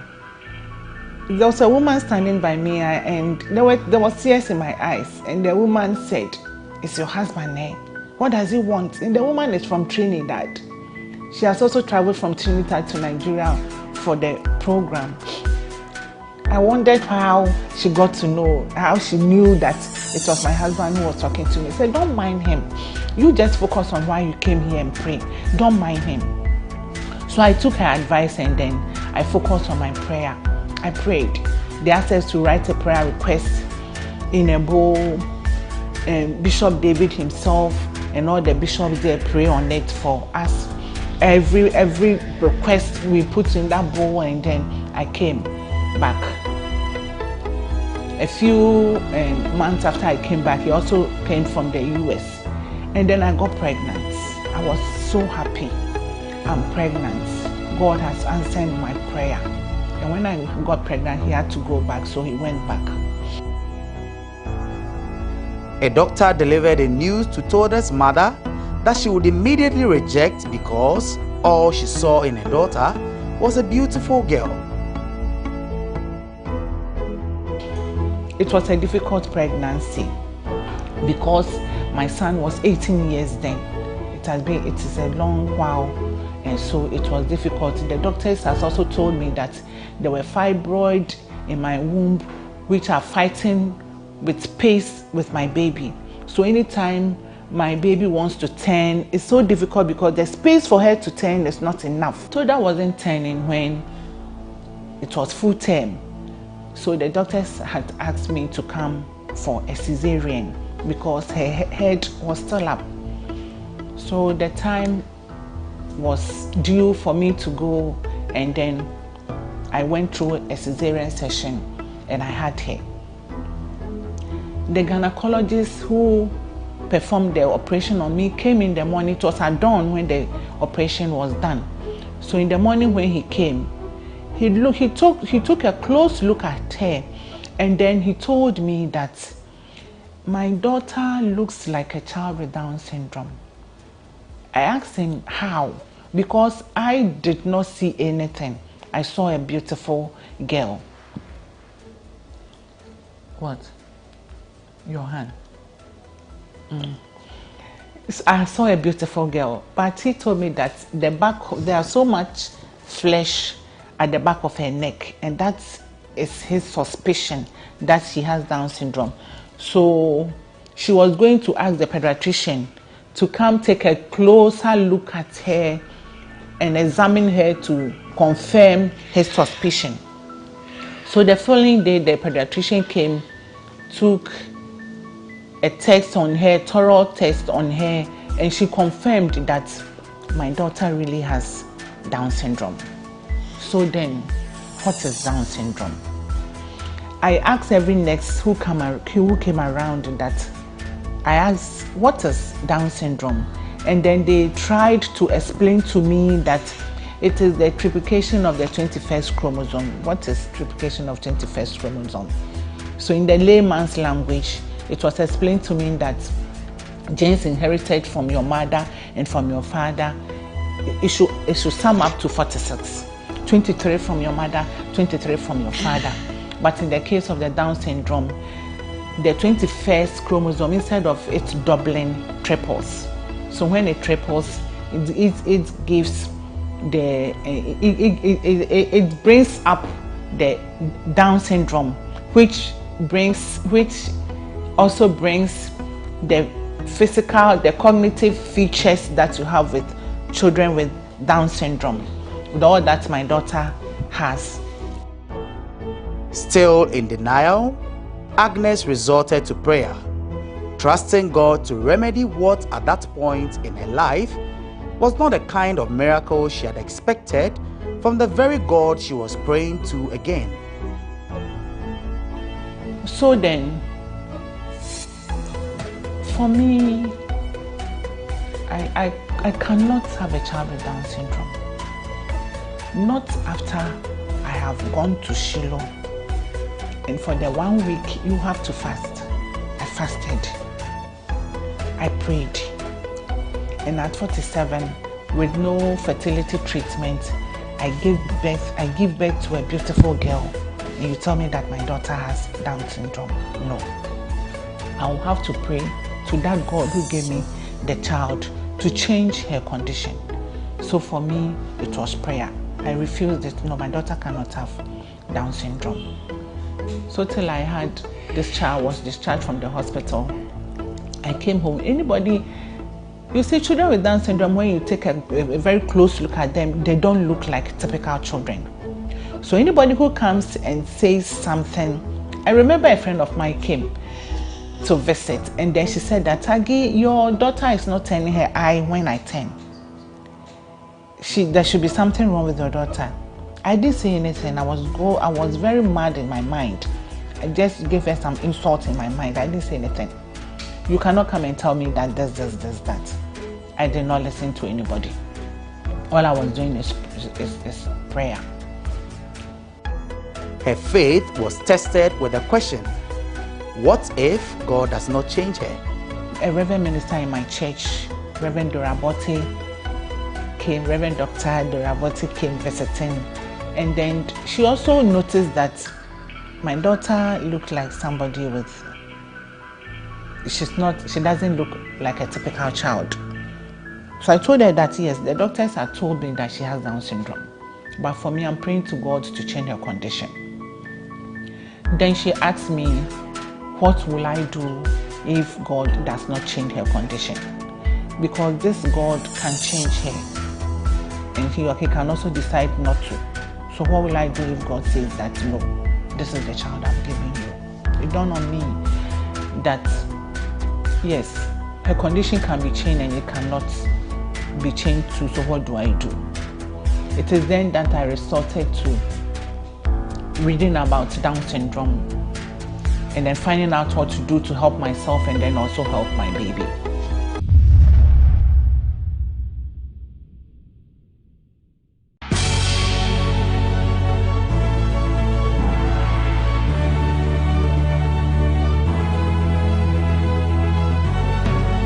From the dawn of time, people have engaged in several businesses. With the onset of technology and innovation, life has relatively been made easier. By using debit or credit cards,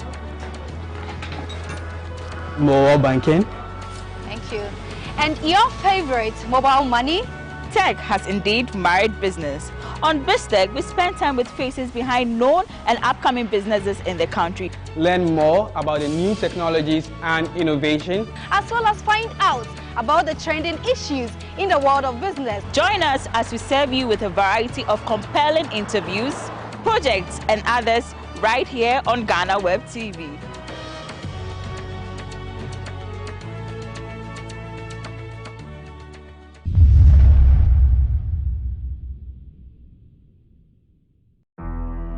A little too late for her, Agnes came to the realization that this was truly her gift from God, and she owed that child all the love and attention necessary. Actually, I had lived in denial for close to 2 years. And I wasn't doing what I'm supposed to do for her to grow up well. Because children with Down syndrome come out with a lot of health issues. About 80% of them come with cardio problems. They come with ear condition, and then eyes. So you have to critically take them to the hospital for them to be examined to see what is the medical challenge they came out with, so that you address it early, because addressing it early is key to their growth. But I had lived in denial and had refused to do all these things for close to 2 years. It was only when I came to acceptance that this is the child that I have that I decided to go through all these tests and see what is wrong with her and what I can do to help her. Having told her has not been easy. Having a child with Down syndrome is not an easy thing. You have a typical child who, by 6 weeks when you have to show yourself to the doctor, has grown well, is able to hold the neck, is able to stand on you and jump, but not a child with Down syndrome. The neck will still be at the back of her head after 6 weeks when you go to see the doctor. She will hold her neck after about 3 months. And then you see her body is floppy. They have a floppy body. They are so soft and they are prone to a lot of infections. I remember after about 2 weeks when I had to go and see the doctor, my auntie who came to take care of me has noticed that Tida has a temperature. She did not tell me because then I also had this terrible headache, which I understood is from the the side effects of the anesthesia. It's also severe that I couldn't even take her to feed her because I cannot bend my head. The headache was so severe. So she was on formula. So my auntie, when we went to the hospital, has told me that we should take Toda to see the doctor first. I asked her why. I have come to dress my wound and see the doctor. Then she told me that she has a temperature. And then when she took her to the nurse took her temperature and said, no, we have to take her immediately to see the doctor. So she begged all the patients in the queue so that they will allow her to see the doctor. It was like a flu then, but it got worse that the doctors had to examine her and give her medication then and then at the consulting room before they took her to take care of her. What I want to say is that children with Down syndrome are prone to a lot of infections, and when they are sick and you don't give them immediate medical care, it can result to something else. A lot of attention has to go into them, but the first thing is to acceptance. If you accept that this is the child you have, then you can educate yourself on what to do for yourself and then for your daughter. What was supposed to be a good news for Toda's father, after asking so much for it, was not to be so. His conclusion was this: if this is the child you want to give me, then take her. My husband was in the US, so I had to inform him that I had given birth. I told him I've given birth to a baby girl who was happy. Then I brought the news that the doctor said that my daughter has Down syndrome. I thought with the enlightenment we had in the US, we'll know what is Down syndrome. But he blamed me for Toda's condition. He said that they don't have such a person in their family. So it is me, where I come from, we have it. I don't want to, in my family, we don't also have a child with Down syndrome. I'm the first to give birth to a child with Down syndrome in my family. But he blamed me for her condition.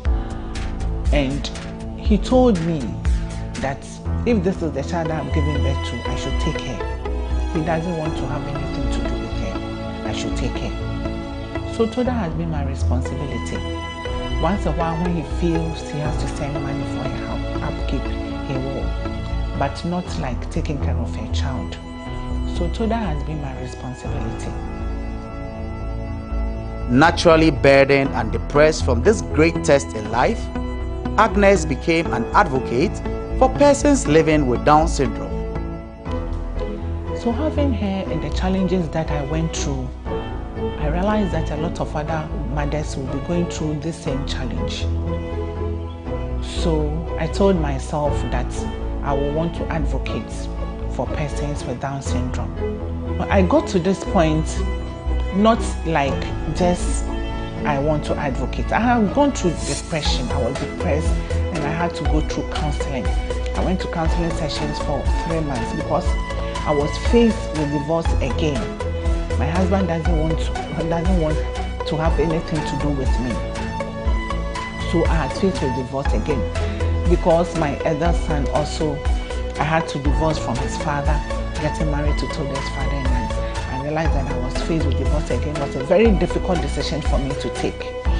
But I realized that there was nothing else I can do but to go through it. So I had gone through depression, had to go through counseling. Then after I've come up through it, I decided to talk and then to advocate for persons with Down syndrome, and then to tell my story for others to know that it might be difficult in the beginning, but it is not for the entire life of a child with Down syndrome. Having faced a second divorce by this time, Agnes began to look on the bright side of things. In fact, she speaks of how this became her blessing. I look at Toda today and I give thanks to God because she doesn't easily fall sick like she used to do by the grace of God. We have come a long journey. She had to be in diapers for 5 years. She started speaking when she was 5 years. I also learned that with physiotherapy and all the therapies that are available, speech and language therapy, occupational therapies, they develop a little bit faster than Toda did. But I did not go through those therapies. I did not take her through those therapies. So she started talking at 5 years. When she can say poo-poo and wee-wee, that is when she was put off diapers. I remember I had to comb through Accra. I started combing through Tema in Accra to get her size of diapers. She was growing out of the sizes for diapers for children. So I didn't know what to do. She was growing and I wasn't able to get diapers her size. But thanks to God, she started speaking.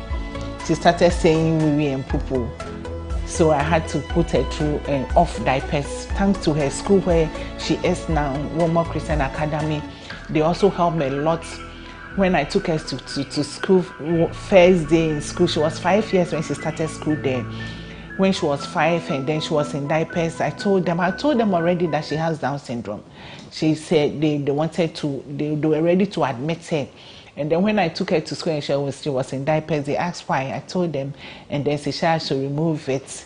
And then they were going to help me put her off diapers. So they did a great job for me, and I was only putting on her diapers for her when she was about to go to bed, and then she came off diapers. So it's not an easy journey with a child with Down syndrome, but it is achievable, it is attainable with a lot of love and acceptance. A lot of love and patience, and accepting that this is the child I have. There are a lot of things you can do for them. Even though they have intellectual disability, there are a lot more that they can do. I believe that since you came here, you've seen some of the things Toda can do, and then you see the kind of intelligence that she has.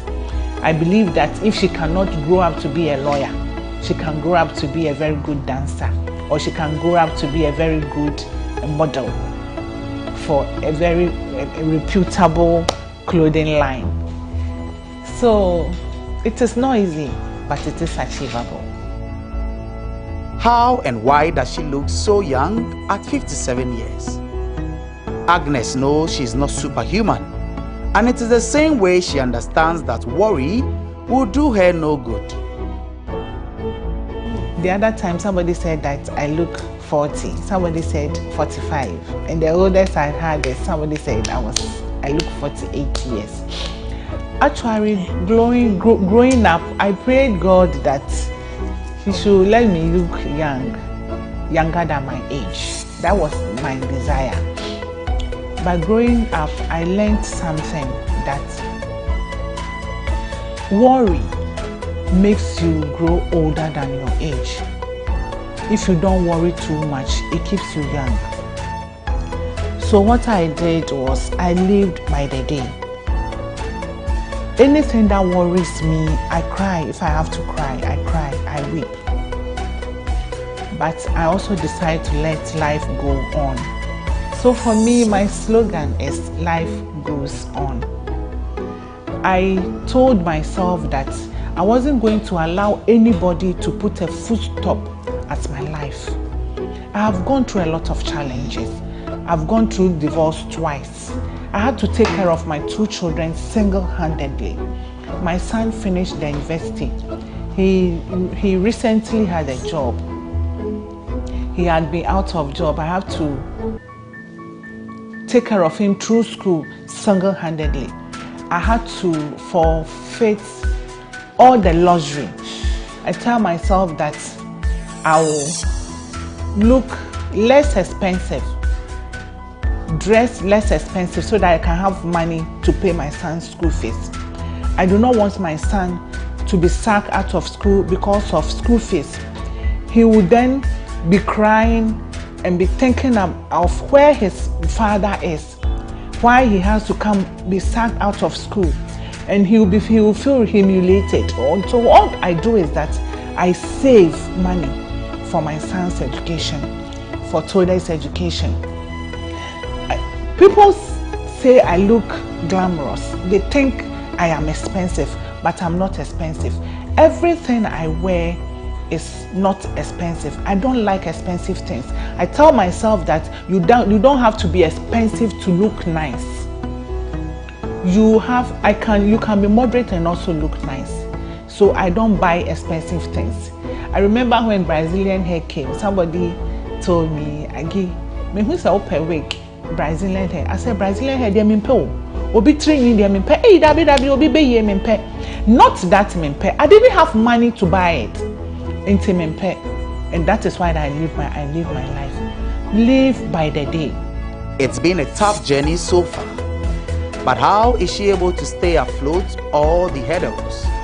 Toda is a girl, but for my son, sometimes I think that he liked the father figure in his life, the masculine type, or the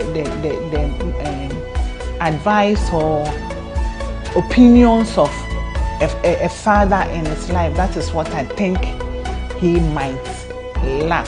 When he was in school, I made a teacher, and I made him get close to a teacher. Sorry. And I had told the teacher to play like a father figure for him when he was in primary school to JSS. So even when he got to the university.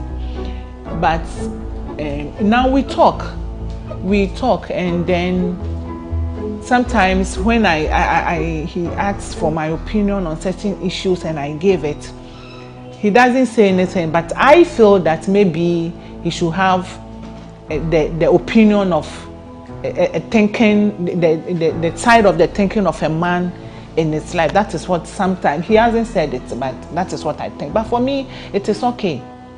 It is okay. Once I can adequately care for them, it's okay.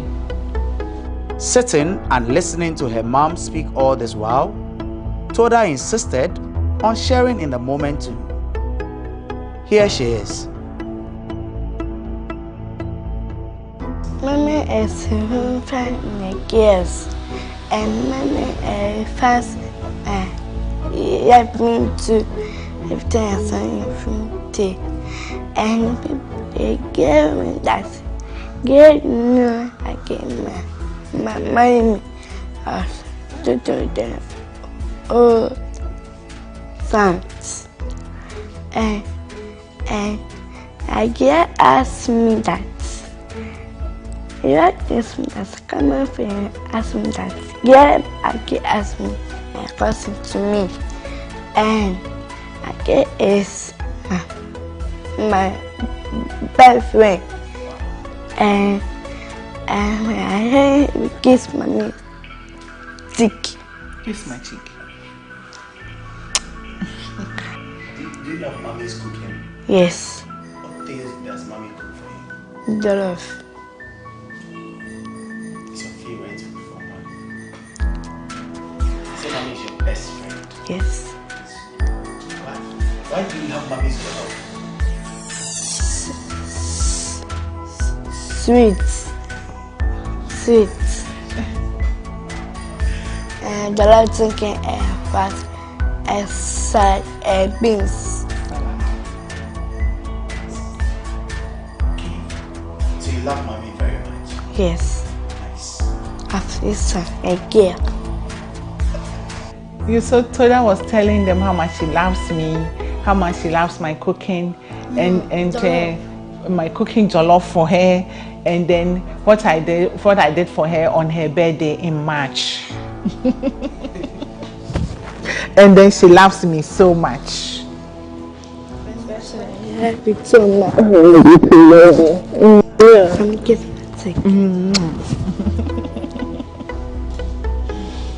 We took a drive to Toda's school in Tema to catch some quick words from her teacher.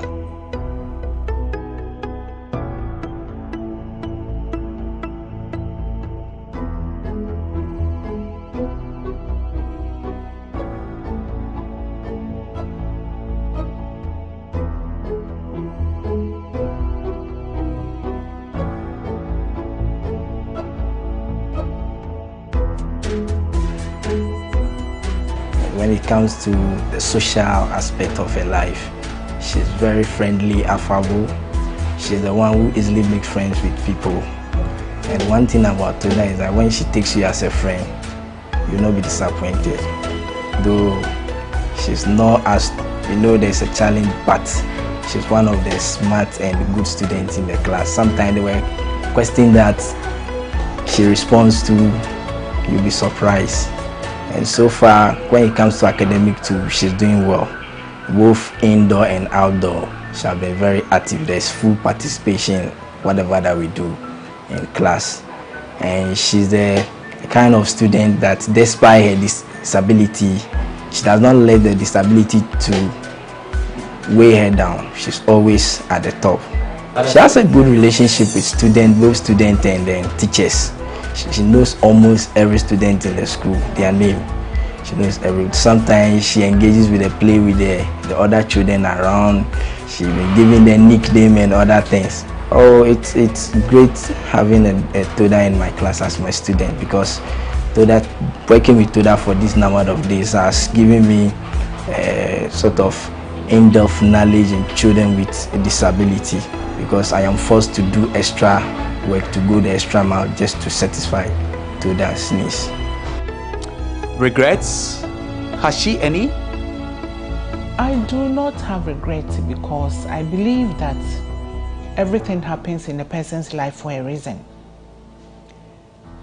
I love my son, and even though I had struggled to take care of him, I do not want to poison my son's mind against his father, that your father wasn't responsible.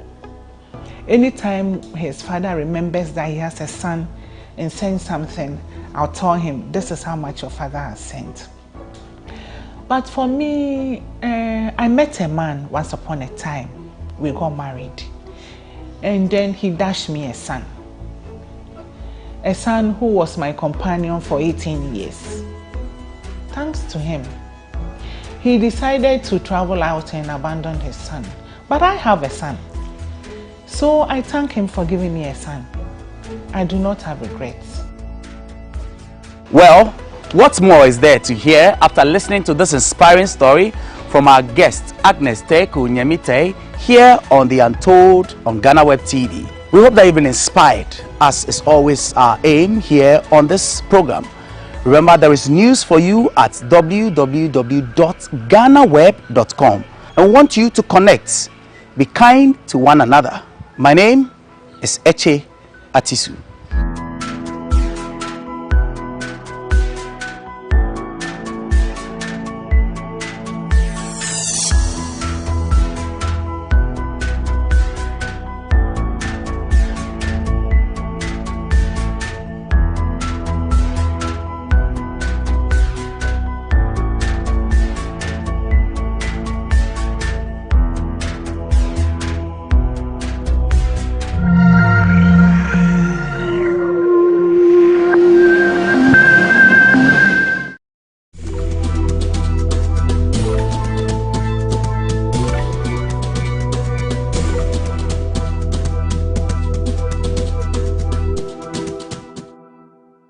continue thriving and obviously achieve higher. And everybody knows that even though I'm not working with them again, but my personal relationship with the owner and many of the management and the staff, it is where my heart is. So I wish them very well, but I'm sure that even without wishes, they will still do very well.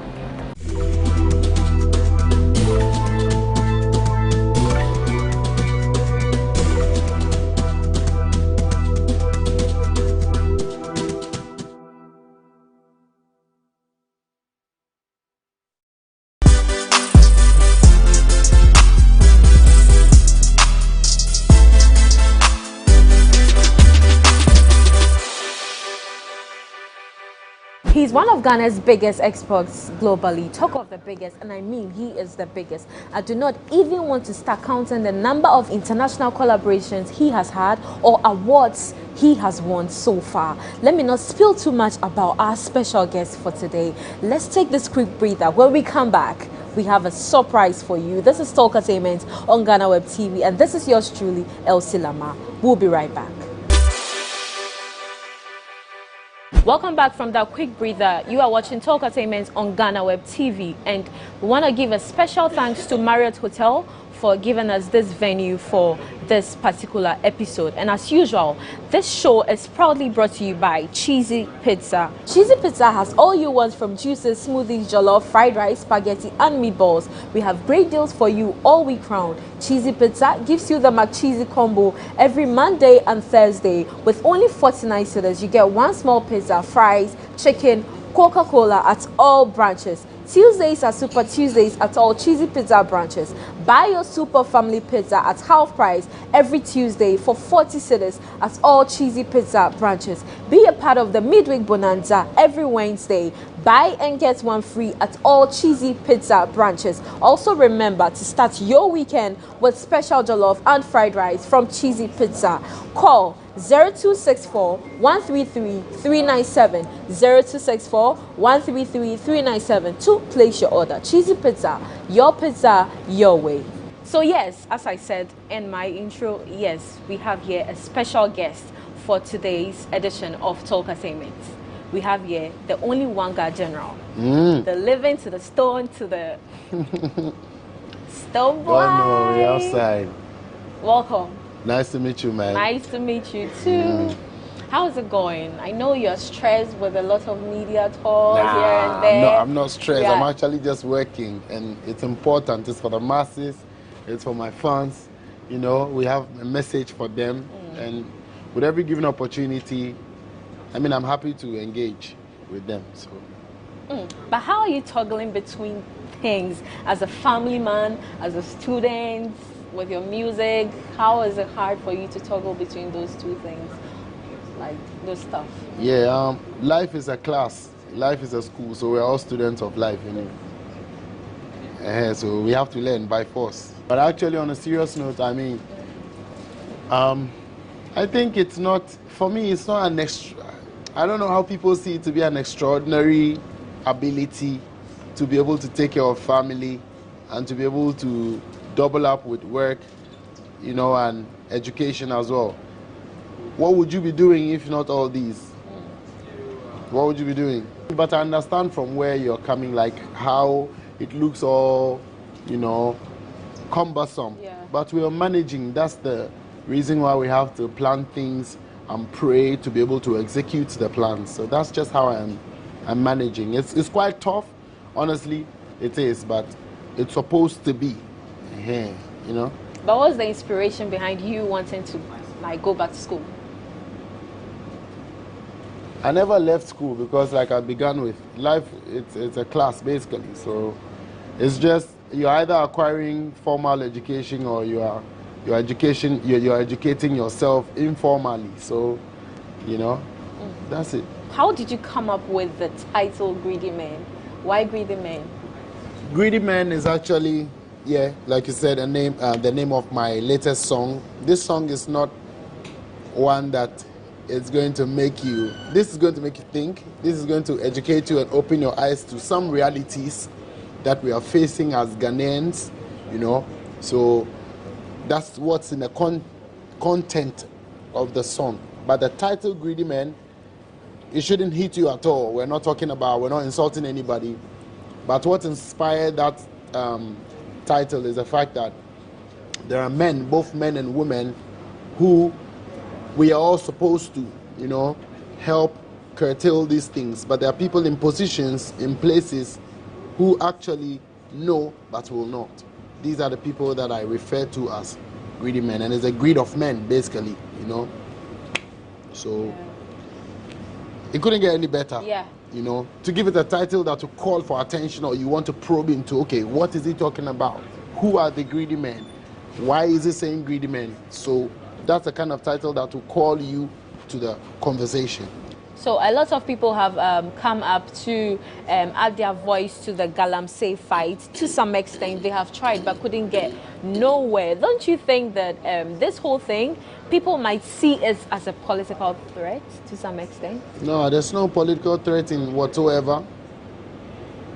Simply put, this is an advocacy song.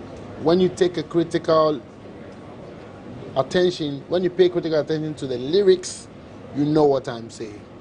When you pay attention to the video, you know what I'm saying. I am not, I repeat, fighting against anybody who is trying to get their hustle to live life. Listen to the song, check the lyrics, get back at me on social media, Twitter, Instagram, Snapchat, and let's discuss. You will now get the understanding of what I'm saying.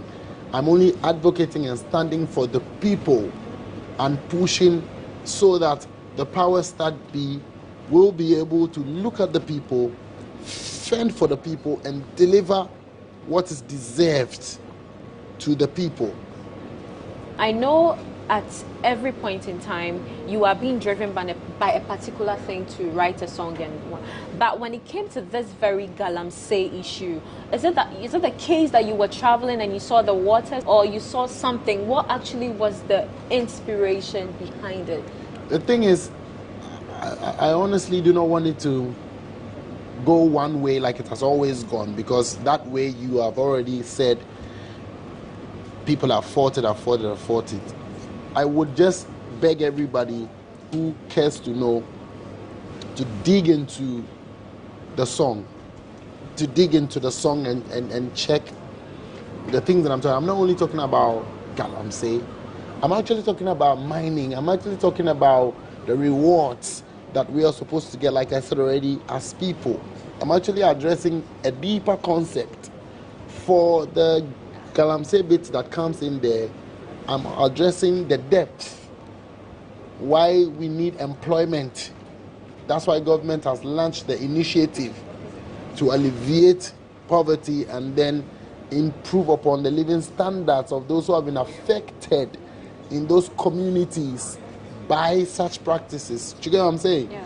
So there's a deeper thought to this song. This song is not listen to me well. This song is not a stop Galamsey kind of song. No. Do you get what I'm saying? This song is deeper than stopping it. This song is telling you what goes on. See? This song is demanding for a better living for people in those communities, and demanding for the companies, whether legal or illegal, to do the right thing. For me, I'm also coming from an advocacy perspective, but trust you me, in those documents, in those deeds, and in those memoranda or whatever they sign, they know what to do to salvage the situation whilst we mine the earth for our minerals, for our use. If we want to go and talk about this Galamsey menace, we'll keep going over and over again, because believe you me, our leaders know the right thing to be done. And trust me when I say that some of these people are directly, indirectly responsible for some of these things.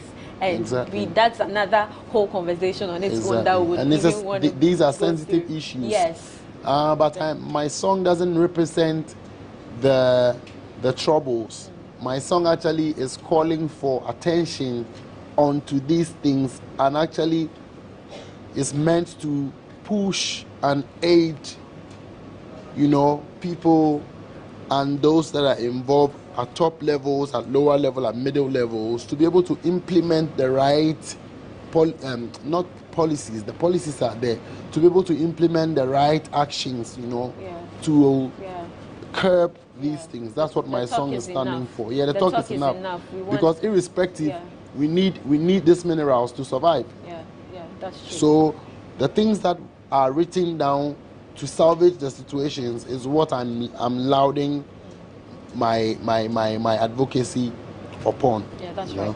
Moving away from the Galamsey menace, you have been one of the people that have keenly fought for a better royalty system in Ghana. Personally, what exactly do you think that needs to be reformed in this sector? I mean, the questions have been what I think. The reality is, what I think may matter, but it doesn't really go anywhere because many of us have thoughts. And the truth is that they know what to do. I am not an occupant of such and such offices because they didn't also get up and occupy this position. So we should direct the questions to what is being done. How transparent is what is being done to the public or to the users or to the creators of such materials, which is creative materials. So we are also asking them what it could be. Because the question I get a lot, which I'm very realistic about right now, is what do you think can be done? What do you think can be done? What I think is what I think. It doesn't hold water. But what the truth is and what should be done lies and sits in those piled up books and letters in those offices.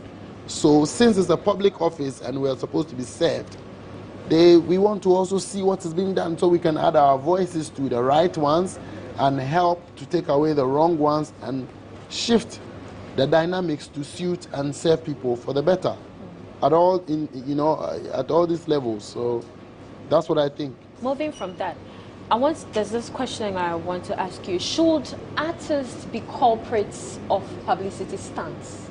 Do you think artists should be culprits? It depends on the type because, you know, you can act, you know, all these movies and then you act them, you know. So you can put up an act, but it depends on what act you're putting up. Yeah. You know what I mean? You cannot put up reality, and we all know it's reality, and there's a name for everything. You can call it stunt, you can call it... I'm just being very honest and being general, because I don't know where you're driving at specifically, but on a general board, whatever we do or don't do, whether we put up stunts or not, we have to and are going to be responsible for those stunts that we put on, especially publicly. So do you think it's in the right direction? So if you're asking if we should be corporates, that means if we should be held responsible. Why can't you be held responsible? Why can't you be held responsible for putting up something you did? To be responsible for your deed is definitely like, it goes hand in hand. I don't like, if I sip this drink, I'm responsible for sipping it now. So you can't detach your responsibility from stunts that you pull out there, whether legal or illegal. People say because people are artists, public figures and all of that, to some extent they should be spared. Yeah, and I think realistically, to some extent, we all fall under the law. That's why there is a need for permissions. You know what I mean? If I'm going to put up a stunt somewhere, because I respect the fact that we are working within a sovereign we're working within a law system, I would put out permissions and say, oh, just like we occupied this space, we didn't just walk in to come and sit here. Yeah. Our intent is good to film something for us, but we have had to ask permission. If all this is a stunt, at least we would have asked permission to put up the stunt. Yeah. So what do you feel about the IGP and then his new way of doing things? He's on heat. And what do you think about that? You said he's on heat. I'm not in his office. I don't occupy his I'm not in his office, honestly speaking. And tell you what, from where I sit, a lot of people have the right to air their feelings and air their thinkings, whatever they think. For me, I think he's just doing his work. For all you know, he's not behind anything. He's a boss sitting in an office. There are divisional commanders, right? You see, sometimes we have to be educated as people. There are divisional commanders to the last corporal who are supposed to do their work. So that's all I can say. People are doing their work. Stonebwoy, your top 3 challenges so far? I tell you what, I am used to challenges, and challenges are part of us. And challenges have to come, else we can't record progresses. You know what I mean? So this is not, fine, let me just keep it there. So basically, in this industry, there's a need for proper infrastructure. That's a challenge. 2, there's also a need for investment. That's a challenge. And 3, there's a need for a lot of education, public education, to understand what it is to have or how we can use the creative arts to develop the nation. These 3. Okay. What inspires your songwriting? Life and events. Travels? Yeah, so life and events. Okay. Yeah. So you write very good lyrics. At what point in time do you feel like, okay, this is the time that I need to release this song, there's a time I need to release that song? What inspires the timing of the songs you release? The type of song actually has inspired the timing, you know, because that's it. You cannot plant an apple in Africa, basically. So it's like, I don't know, but I just want to know that I just want to try to explain how I release my song, the title, and what inspires it. It's the type of song inspires the time, and the timing inspires when to release the song. So everything is timing. So you have to actually calculate the timing because it's real. There's no coincidence in this shit. You have to be head on and deliberate about every move. Okay. Your dad preaches in church, to some extent, so you're also Fuba. Do you have any plans of becoming a pastor someday? No, to be a pastor is very limited. So to be a Stonebwoy, it gives me a lot of room to operate. So there's a pastor inside of me. The pastor inside of me is like, there's a percentage of a pastor inside of me. There's a percentage of a lawyer, there's a percentage of a lawyer, there's a percentage of everything inside of me. Because I carry a message. So but how do you feel when churches sing your song? Like your songs are being sung in churches by the pastors themselves. So then you can see there's a connect. People can relate to the message. Or ideally, ultimately I'm a messenger. So I have the authority, you know, by divine, to be able to speak to every and any situation with melodies. So once people can relate, it doesn't matter where you consume it. You can use it in churches, you can use it in your privacy. When you're your girlfriend, you are there and you can play it, you know. You have a tour coming up, tell us about it. Yo, big ups to every fan that has been, everybody who supported us, my loved ones and everybody. The tour coming up is the Angloga Junction UK tour, which was supposed to have come on a long time, but COVID, and then it's Comininis, they say. So finally, we have a date, we have venues, we've been selling tickets from time. November 21st, 25th, and 26th, we have London, Manchester, and Birmingham, respectively. You guys roll out, let's make this a successful one. UK, this November, I'm gonna be on my way. Big respect, Ghana, Africa, my fans across the globe. Make sure you guys log in. Get the tickets in my bios, on IG, on all online platforms. Let's roll out. You have been nominated for the GhanaWeb Excellence Awards, which is coming up, Creative Arts. Yes, so want to ask your view, how do you feel about your nomination? Yeah, add 15% shares of GhanaWeb as the result of my awards, because I will win. So when you win me, I don't need any money. Just give me shares, 15% shares inside GhanaWeb. We'll speak to our people in the Netherlands. As my award. I'm asking for, okay, 5. Okay, 15 is outrageous. 5% of shares, GhanaWeb, and I'll be happy to win this one. What is your message to the voters? Yes. Why do they have to decide? It can be biased. No, you know. Because if my fans are plenty than another guy's fans, they may just vote and then. So but you guys have to use your standards. Category, you know. Yeah, but you see me, I'm a realist and I'm fair. So you guys have to have a standard, which I believe that I'll qualify through it all. Anyway, involving the public is a good idea, but anyhow it goes, I'm a winner. What has been your driving force in life, and what we should expect for you in the coming years?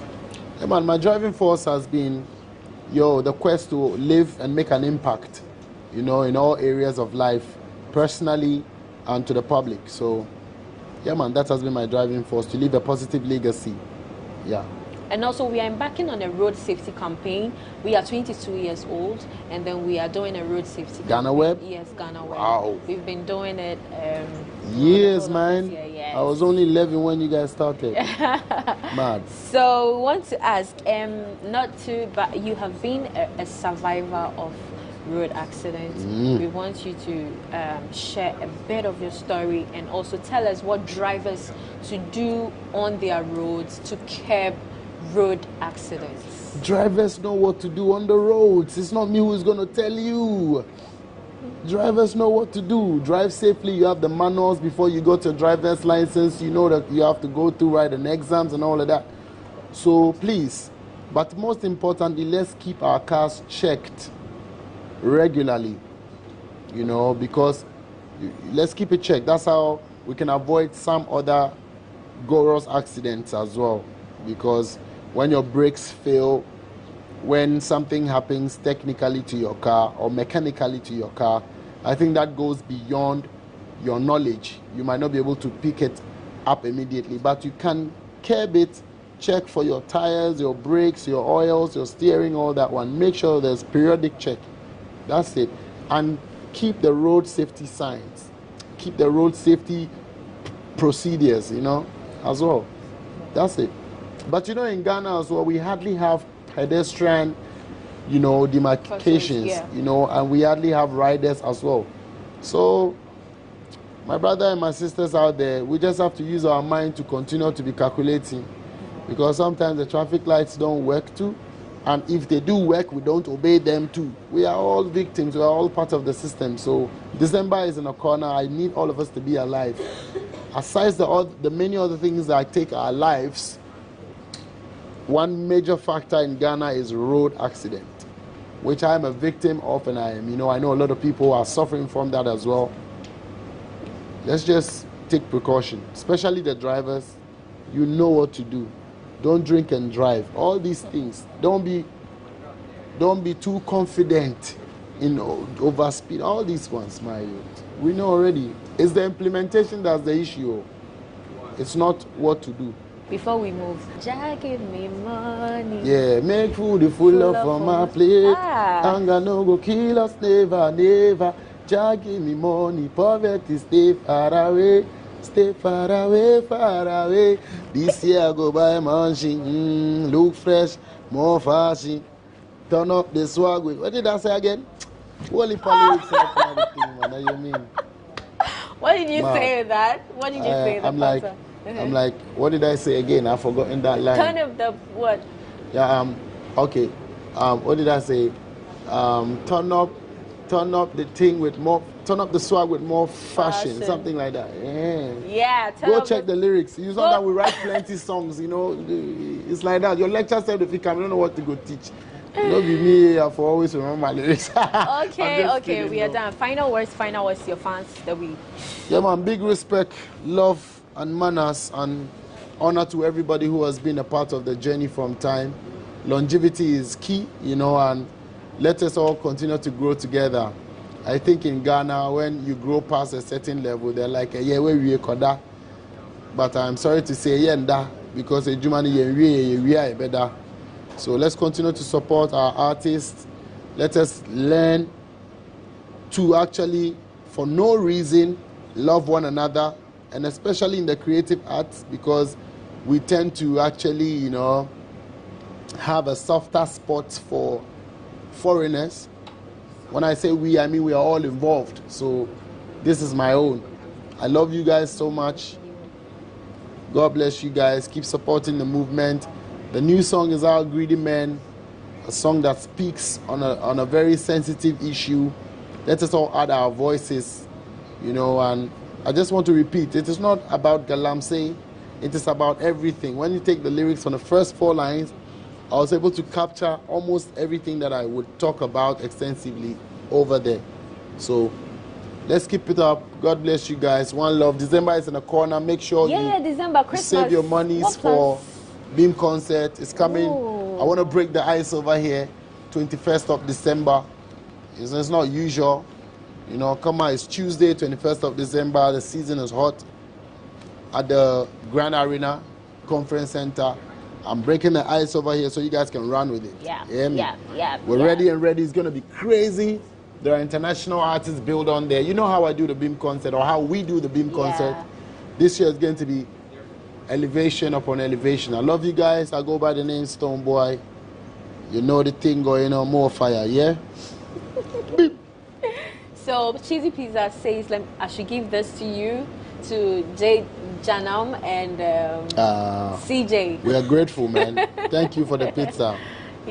So finally we have come to an end of another interesting episode of Talk Entertainment on GhanaWeb TV. We want to give a special thanks to Marriott Hotel for giving us this venue for this particular episode. And as usual, this show is proudly brought to you by Cheesy Pizza. Cheesy Pizza has all you want from juices, smoothies, jollof, fried rice, spaghetti and meatballs. We have great deals for you all week round. Cheesy Pizza gives you the McCheesy combo every Monday and Thursday. With only 49 cedis, you get 1 small pizza, fries, chicken, Coca-Cola at all branches. Tuesdays are Super Tuesdays at all Cheesy Pizza branches. Buy your Super Family Pizza at half price every Tuesday for 40 cedis at all Cheesy Pizza branches. Be a part of the Midweek Bonanza every Wednesday. Buy and get 1 free at all Cheesy Pizza branches. Also remember to start your weekend with special jollof and fried rice from Cheesy Pizza. Call 0264 133 397 0264 133 397 to place your order. Cheesy Pizza, your way. We hope to come your way another time. Till then, stay safe and do the right thing. We are out.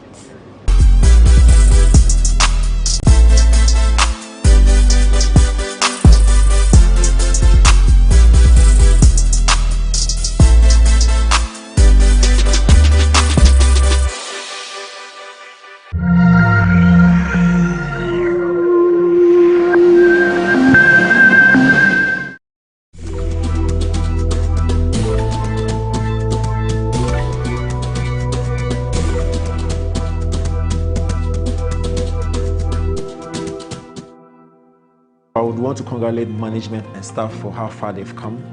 GhanaWeb is the biggest portal in Ghana and even in outside Ghana as well. For the people outside Ghana, this is their go-to portal. And anybody outside Ghana will tell you that GhanaWeb is where they get their source of news from. I've had friends who are residing outside Ghana. And anytime there's news about me, and this time it's about me, they hit me up and say, oh, I read this story about you on GhanaWeb, I read this story about you. So it tells me that it is the #1 portal for everybody else, for both of us in Ghana and outside. So I would want to congratulate the management and staff for the work that you've done over the years. And I wish you guys well. I pray for strength, for success, for favor, and for special grace, that you guys will live on to be 50, 70, and 100 years. Congratulations to you guys.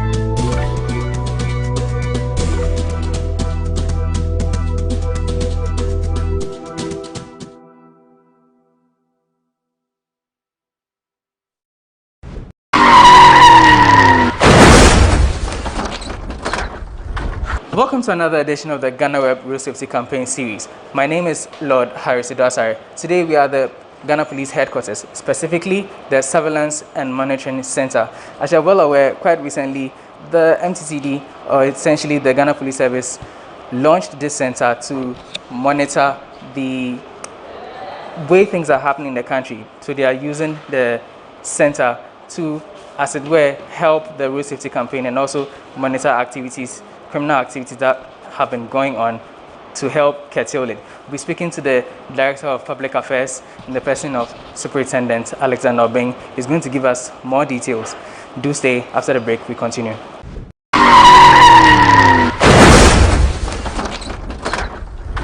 Here with Superintendent Alexander Obeng, and he's going to take us through how essentially everything works. Superintendent, thanks for doing this with us.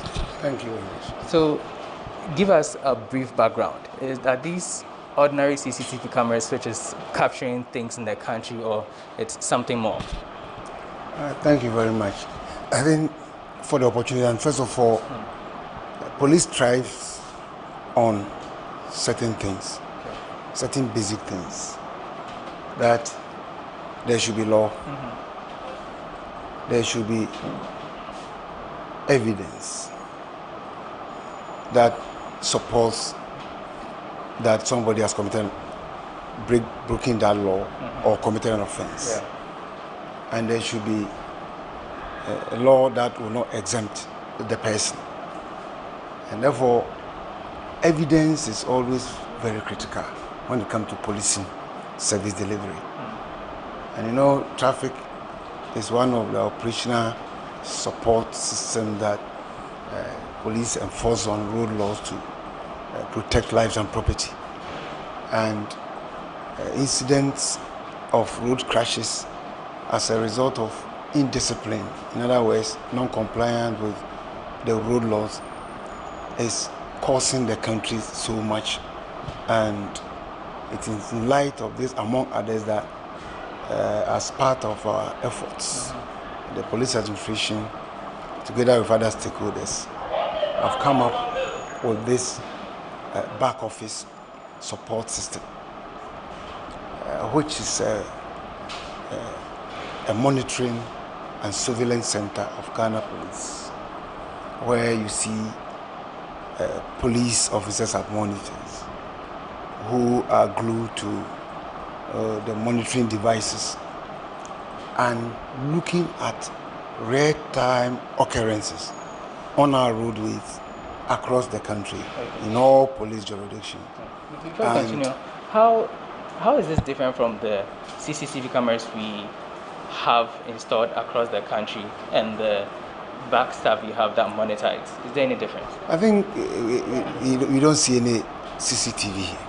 What you see is we have a back office where real-time information, of movement of vehicles, goods, and services, and persons on foot walking along or across our routes in Ghana are being monitored.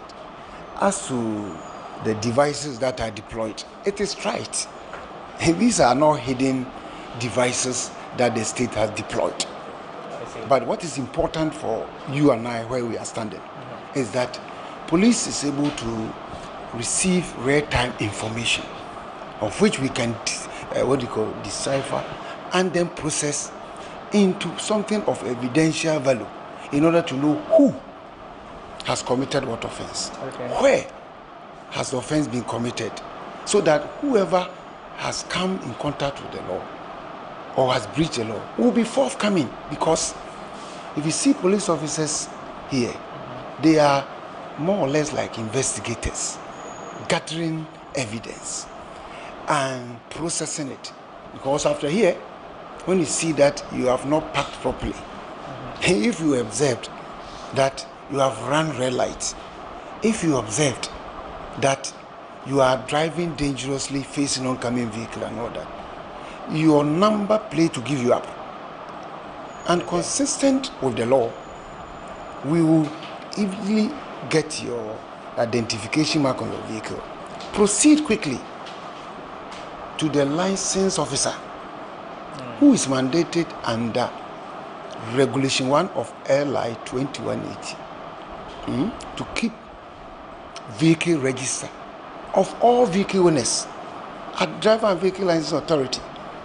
And with this, the police investigator is equipped with information on who committed what offense at where in Ghana as we are watching it live.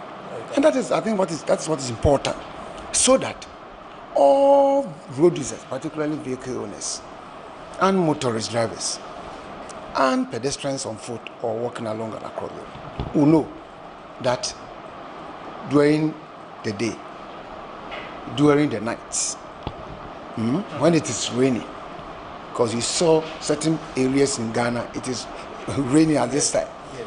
Even when it is dark, at dawn, when it is foggy, police eyes are there through the electronic lenses of cameras that are deployed by Ghana around the country. And this should serve as deterrence, first of all, to motorists. And then it should be a warning to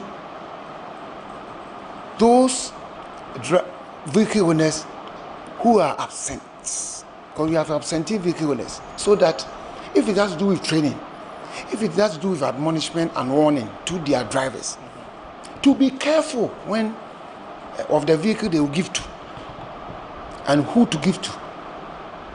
And if there's a training gap, they give it to them, because police is observing. Okay, and we are there with you, and you can never slip through our hands. So and that is what is important. Okay. So all these cameras are across the 16 regions of Ghana. Yes, I said police will even go beyond 16. I think you are late. Okay. And you know that central region has been bifurcated into two. Yeah. Now we have Central East, the capital. The command is at Kaswa. Is that not the case? You know, Accra, Greater Accra is divided. We have Tema region and all that. So we are really like 17 police regions across the country. And with this, these lenses are everywhere. Are you with me? Yeah. And they are functioning and they are beaming real-time information to police officers at this monitoring and surveillance center. Are you able to give us a rough figure of the number of cameras installed? I think with the details, so we've already given it out. That we're not looking anything less than 3,000. Is what I'm talking about. We are looking at for more. But what is important is that where there are critical occurrences that normally impacts on lives and properties, in conurbated jurisdictions and settlements, critical junctions, runabouts, can you give us some examples or names? These are basic things. You know, talk about critical intersections. For example, in Accra, you know them. Akwaje will be one. Kwame Nkrumah Circle will be there. Tetekwashi will be there. If you even look at the crossroad at Zongo Junction, Rees Crossroad, T Junction at Adentan, and the one that also intersect at R40 at the old Adentan barrier. And when you even go to Kumasi Tech, where we have the Fort Bridge, I hope you know the place. If you go to Asokwa interchange, and almost let me also reduce it to even towns, centers, or the regional capitals. Wherever you see these physical deployed cameras, and you see them on the national posts, the devices, you go to who at the Banco area, they are replete. In Kumasi Township, it is there, Greater Kumasi. If you come to the Kaswa and this environment and all that, you see some there. Cape Coast is not obvious. Secondary Takra, what about there? And you go to Tamale, Was, Dambais, and so on all major cities where we have national installation and persons and their properties, i.e. vehicles, goods, drivers, pedestrians, and all that. These devices are there in order to ensure that people use our roads or public places with decorum and high responsibility, with protection of lives and property by one another, being manifested around the clock, diurnally and nocturnally. And this is critical because it is sending clear signal that in the traffic stream, there's always the need everywhere in the world by the traffic police and the police system to deploy technological devices that will first increase sense of detection. That's the first principle. Because human police cannot be everywhere all the time. So we need technological intervention to increase sense of detection. And you don't end it there. You back it up with increased sense of detection. Are you with me? And apprehension. So that when you see apprehension, it is that you see a back office populated with well-trained police officers who run on shift, observing the monitors to detect who, where, when, how, gather same evidence, and make the evidence functional by pushing it to processing teams or investigators that are ready, waiting for the offender, and to take him or her through the investigative process for court. And that is why where you see all these deployed systems, where people are committing, police officers are waiting. Because with this information fed to them, back it up with personal calls to vehicle owners who have given these vehicles that people are using to commit these road crimes and road offenses on the road, to avail them at designated processing desk centers across the country. And the offenders are being processed and are being charged and are being put before motor courts. If you get what I'm talking about. And therefore, it is not only detection, but apprehension and then sanction. Because when they are sent to court, the court adjudicates and sentences and all that. So that they convict and they sentence. And that is what we have here. And therefore, the importance of it to all of us is that as vehicle owners, we must admonish our motorists, those who are handling our vehicles, to be compliant of the road law. That's true. Otherwise, when we come on the road, as we are here, and we see you, we will come after you, and you will always have a day with us at the court, and the court will definitely also engage you. And at what by our experience, because these are strict liabilities, because it comes with evidence, hardcore photographic evidence, undeniable video evidence, who doesn't call for elaborate investigation. After this, the courts have also been positioned to deliver fair judgment and has been convicting and has been imposing appropriate sentences consistent with the Act 683 and LI 2180 of 2004 and 2012 respectively. And we believe of this, more people will be deterred. Few people will be seen to be committing. And we will begin to see its impact in terms of reduction in incidents of road accidents and such behaviors that compromise lives and properties on our roads. Okay. Let's talk about the backroom staff that I have here. What is the personnel size? Well, I think police have adequate personnel who run shifts for us. For the monitoring? Oh yes. So you can see currently you have over 12 with supervisors. Okay. But there's a police, one person cannot do the work. You mentioned that they work on shifts. So at a shift, about 12 to 15 people working on in the morning, they will come. Okay. And in the afternoon, others will come. But you see, human beings also have guaranteed right to work, as was guaranteed by League of Nations in 1990. So it's a right that police also cherish and allows personnel to refresh so that work can be perpetuated around the clock. And it's also communicating to road users that police eyes are open.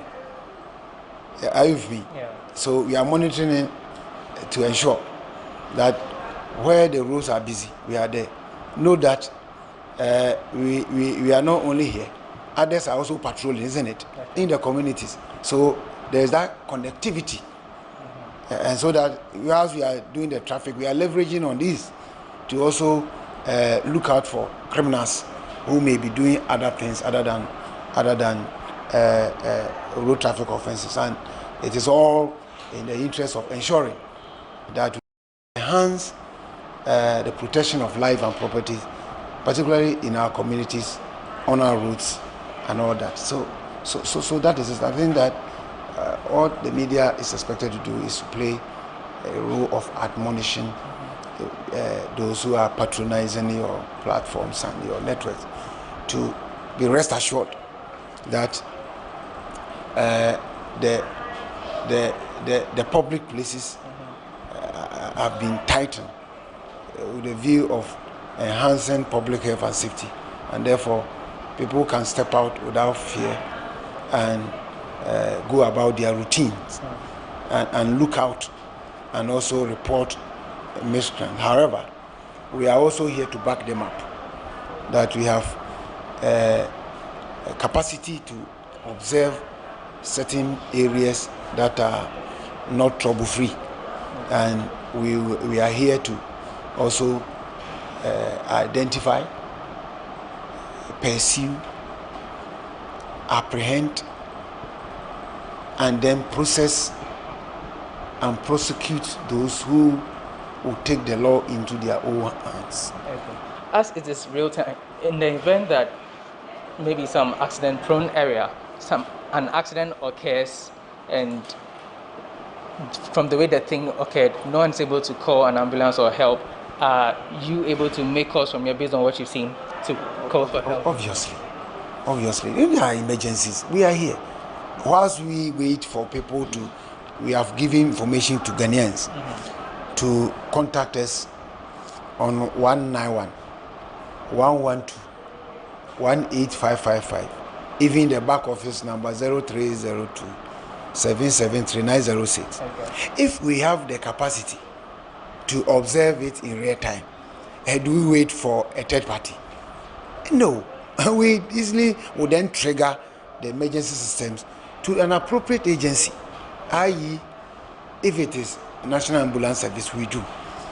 If it is that we need to require a towing vehicle, we contact. If it is that we need armed duty and all that, we quickly proceed. So you are at a center where there is that policing synergy, where we are in tune with all our other ancillary support service providers internally, and we are working in Kahoot. All right. At this point, we are taking a quick break. You're still watching the GhanaWeb Road Safety Campaign with me, Lord Harassment. We've been speaking to Superintendent Alexander Obeng of the Motor Traffic and Transport Department here at the Monitoring Center at the Ghana Police Service. Right after the break, he's going to take us around and then we'll see for ourselves how things are done on the ground. Please stay.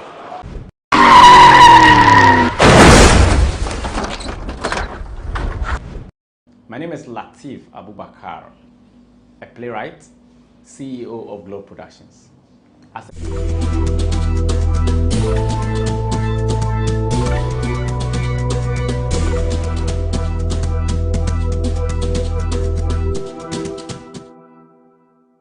So do you know how long the company has been in existence? 22 years. No, I didn't.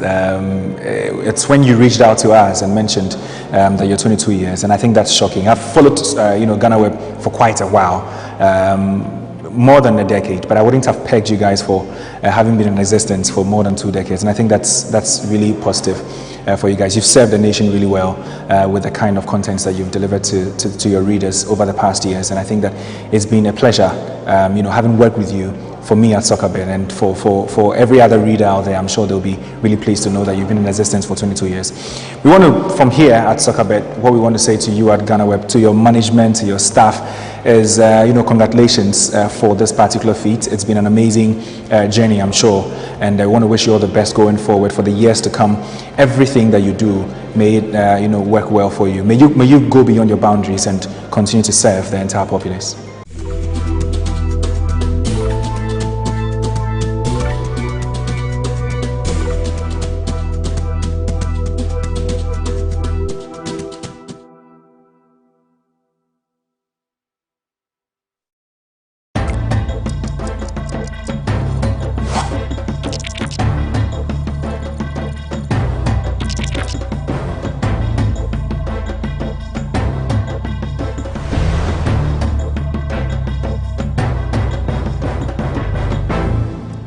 Welcome to the Lowdown on GhanaWeb TV. This is your most informative socio-political program that gives you all the facts and issues that matter to you. My name is Ni Akwe Ismail Akwe. In this edition, we are going to discuss women, especially women in journalism, and how women are captured in the socio-political space of our media in Ghana. Our guest is a journalist, a broadcaster with Metro TV, and an advocate for women empowerment. She'll be joining us on this show for this discussion. We'll be right back.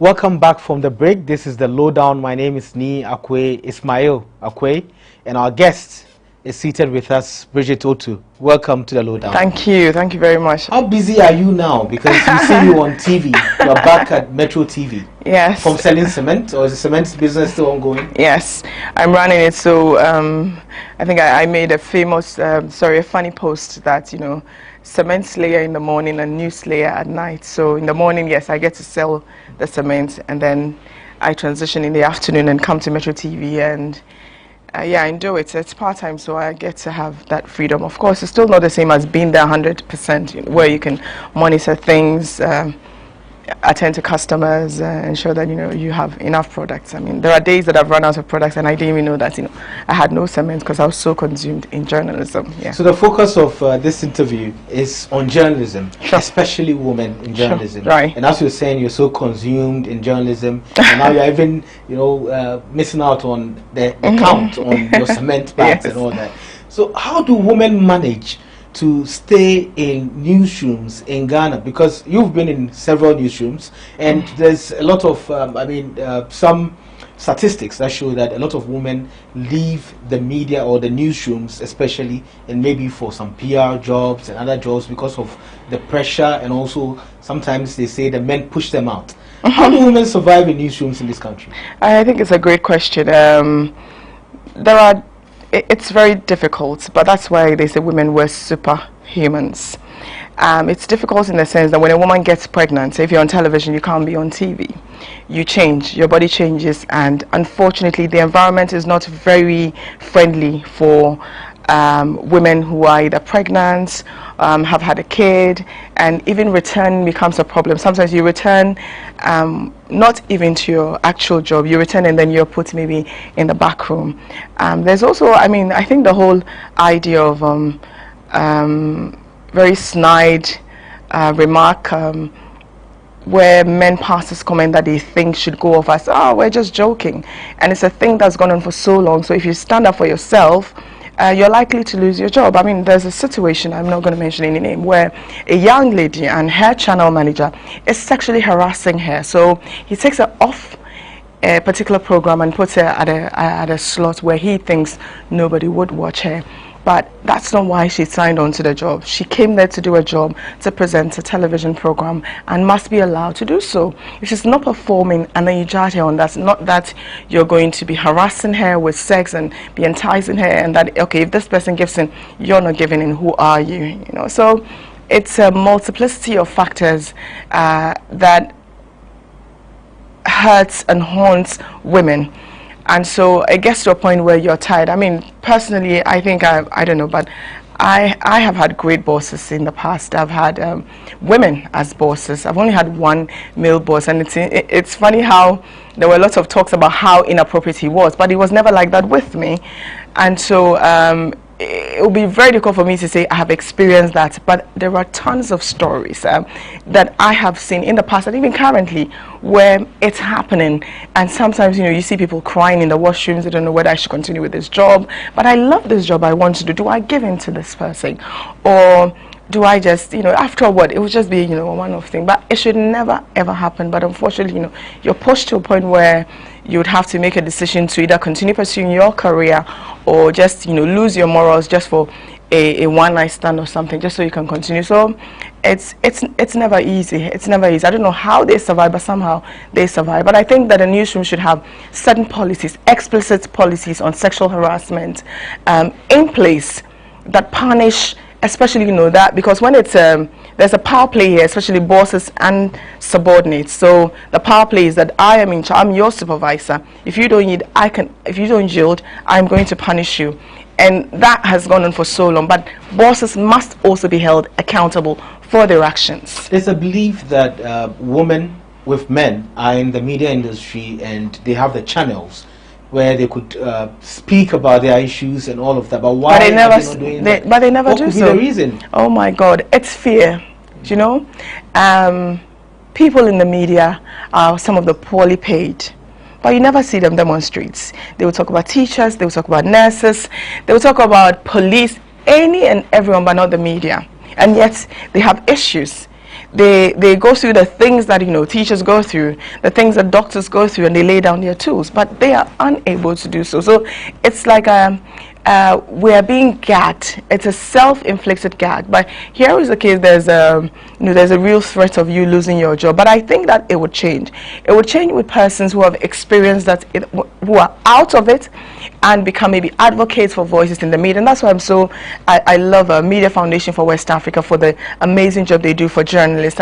Ghana Journalists Association, they also try. But I think Media Foundation for West Africa is very brutal, and they go head on when they see abuse of journalists, whether it's women or men, you know, in the media. So a whole lot more needs to be done about that. Yeah, there's a whole campaign worldwide, globally, against women, against men taking over a lot of spaces where women can fit. Yeah. There's a talk of salaries, as we brought it up, especially in the media, where they say you can find a manager who is a woman, and then the same manager in the same position who is man, getting more salary than the woman. And in Ghana, we can't say much because people don't even say how much they're earning. Yeah. When you join Metro TV, I don't think you tell people, well, this is what I'm earning, and people can look at it and say, okay, maybe I'm in another media house where I'm supposed to earn something like that, and they can use your case to propose for a salary change.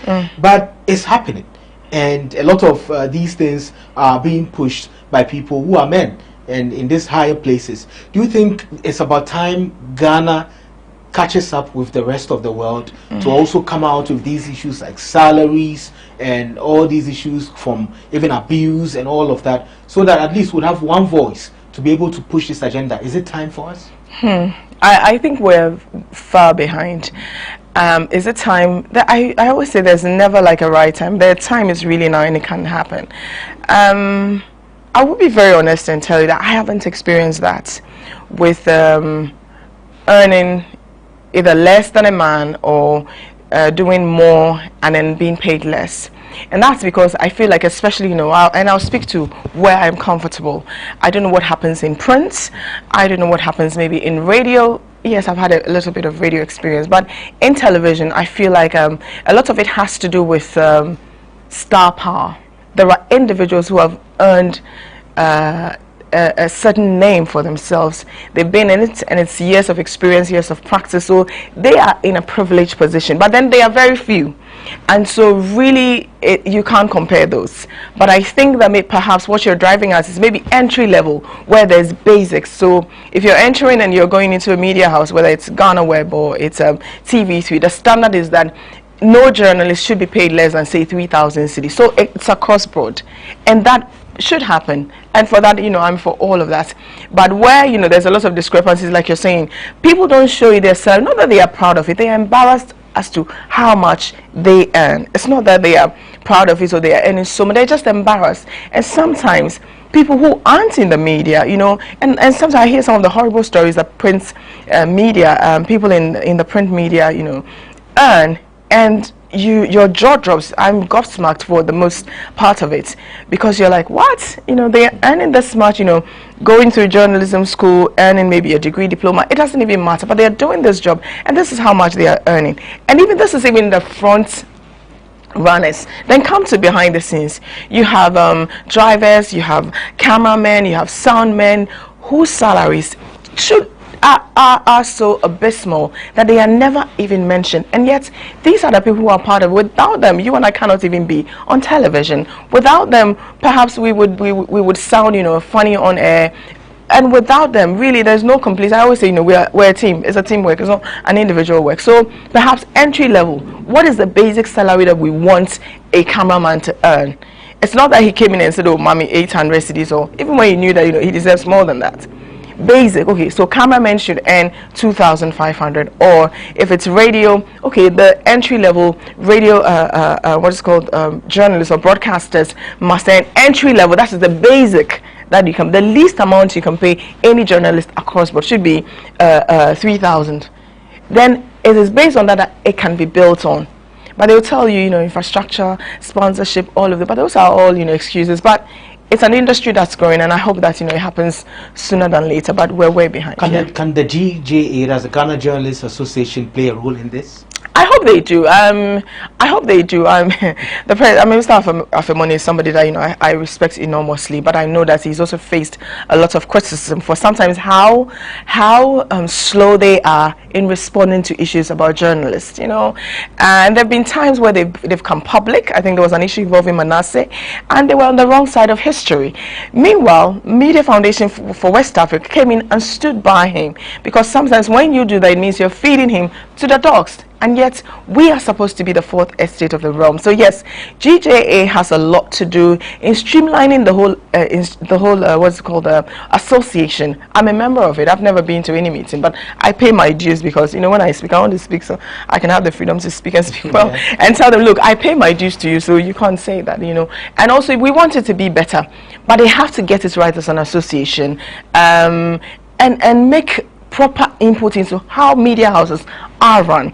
There was a story back, in the early 2000s, or mid 2000s, sorry, where a student journalist was involved in a crime, and it was aired on, I believe TV3 at the time, and I think GJA stepped in and to kind of prevent that, from being shown, because they thought, oh, it's not a good image for journalists. But we want to tell people the truth.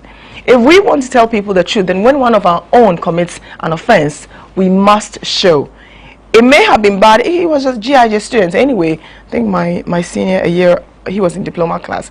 But then he committed an offense. But if you thought it was an indictment on GJA, well, it's an indictment on society too, because after all, he was involved in a banking issue. And how does that affect GJA? Why should GJA be involved to stop us from airing a particular story? So the institution itself needs to get its priorities right, be set up well, streamlined. Then they can, because there are a lot of people who want alternative association, because they think that GJA is just a toothless bulldog. And I am reluctantly kind of leaning into that particular direction, that yeah, it looks like it's a toothless bulldog, because when it barks, nobody really moves. But when journalists see that you're for them, speaking for them, when they abuse, you talk about them, when they are poorly paid, you're there, you are part of even how institutions, whether they are employing and the kind of contract is signed. We make it a policy. It will compel media owners to treat journalists better. Could it be the right time? Because you say there's no right time for it. Oh yes, I mean the time is now to have an association for women journalists. Yes, I think they have isn't a Association of West African Association of Women in Media. I think it's a WIM. It was put together by Shamima Muslim. They're also not biting. But they've been doing a lot for women. They've been doing a lot for women. They don't have support. Nobody finances them. Nobody does anything for them. And yet, if something happened to any woman journalist, they're one of the first people to issue statements in solidarity of that journalist. They were very much excited about this No Manel, where the United Nations in Ghana launched, No Manel, where they say, look, for every platform or every program, at least there should be a woman on the panel. It's not like they're not available. They are there. But they're not, either we're not reaching out to them, or when we have them, we abuse them in the way we expose them to people. I mean, let me use Sewa Amehia, for example. I mean, something that Sewa Amehia would say, she may slip.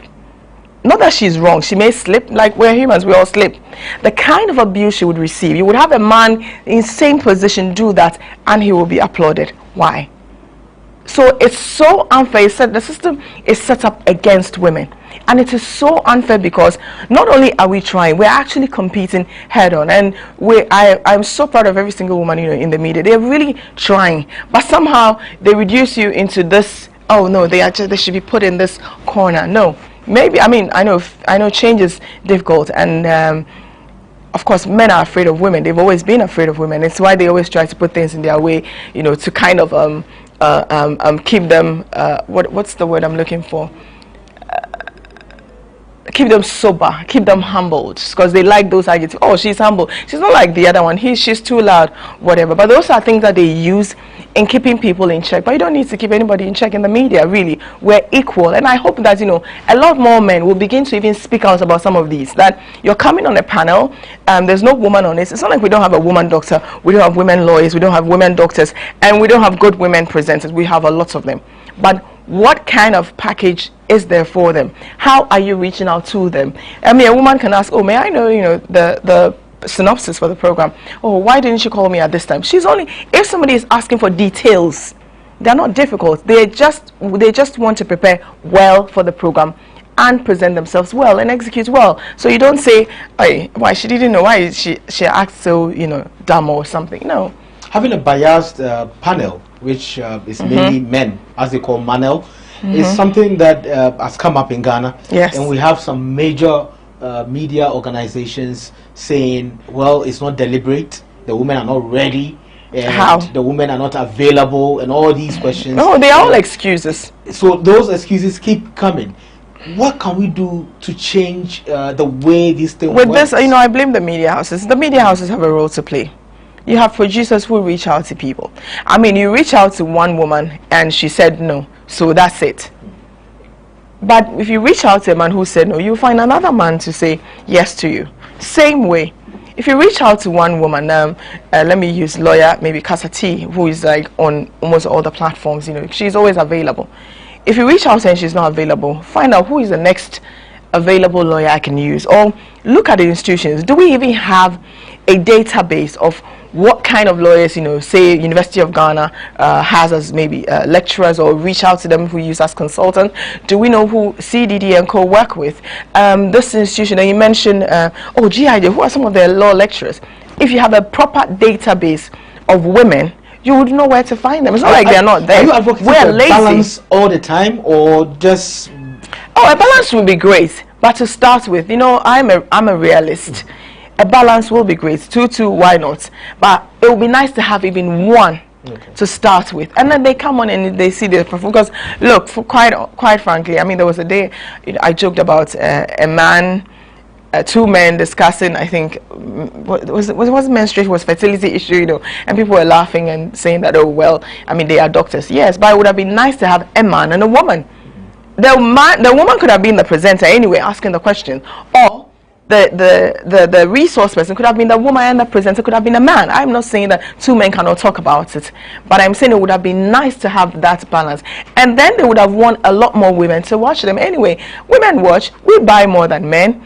I mean, all the things they're doing, we watch and we buy more than men. So what is wrong with having at least one of them feature? Was it the politics? Don't we have women MPs? Don't we have women ministers?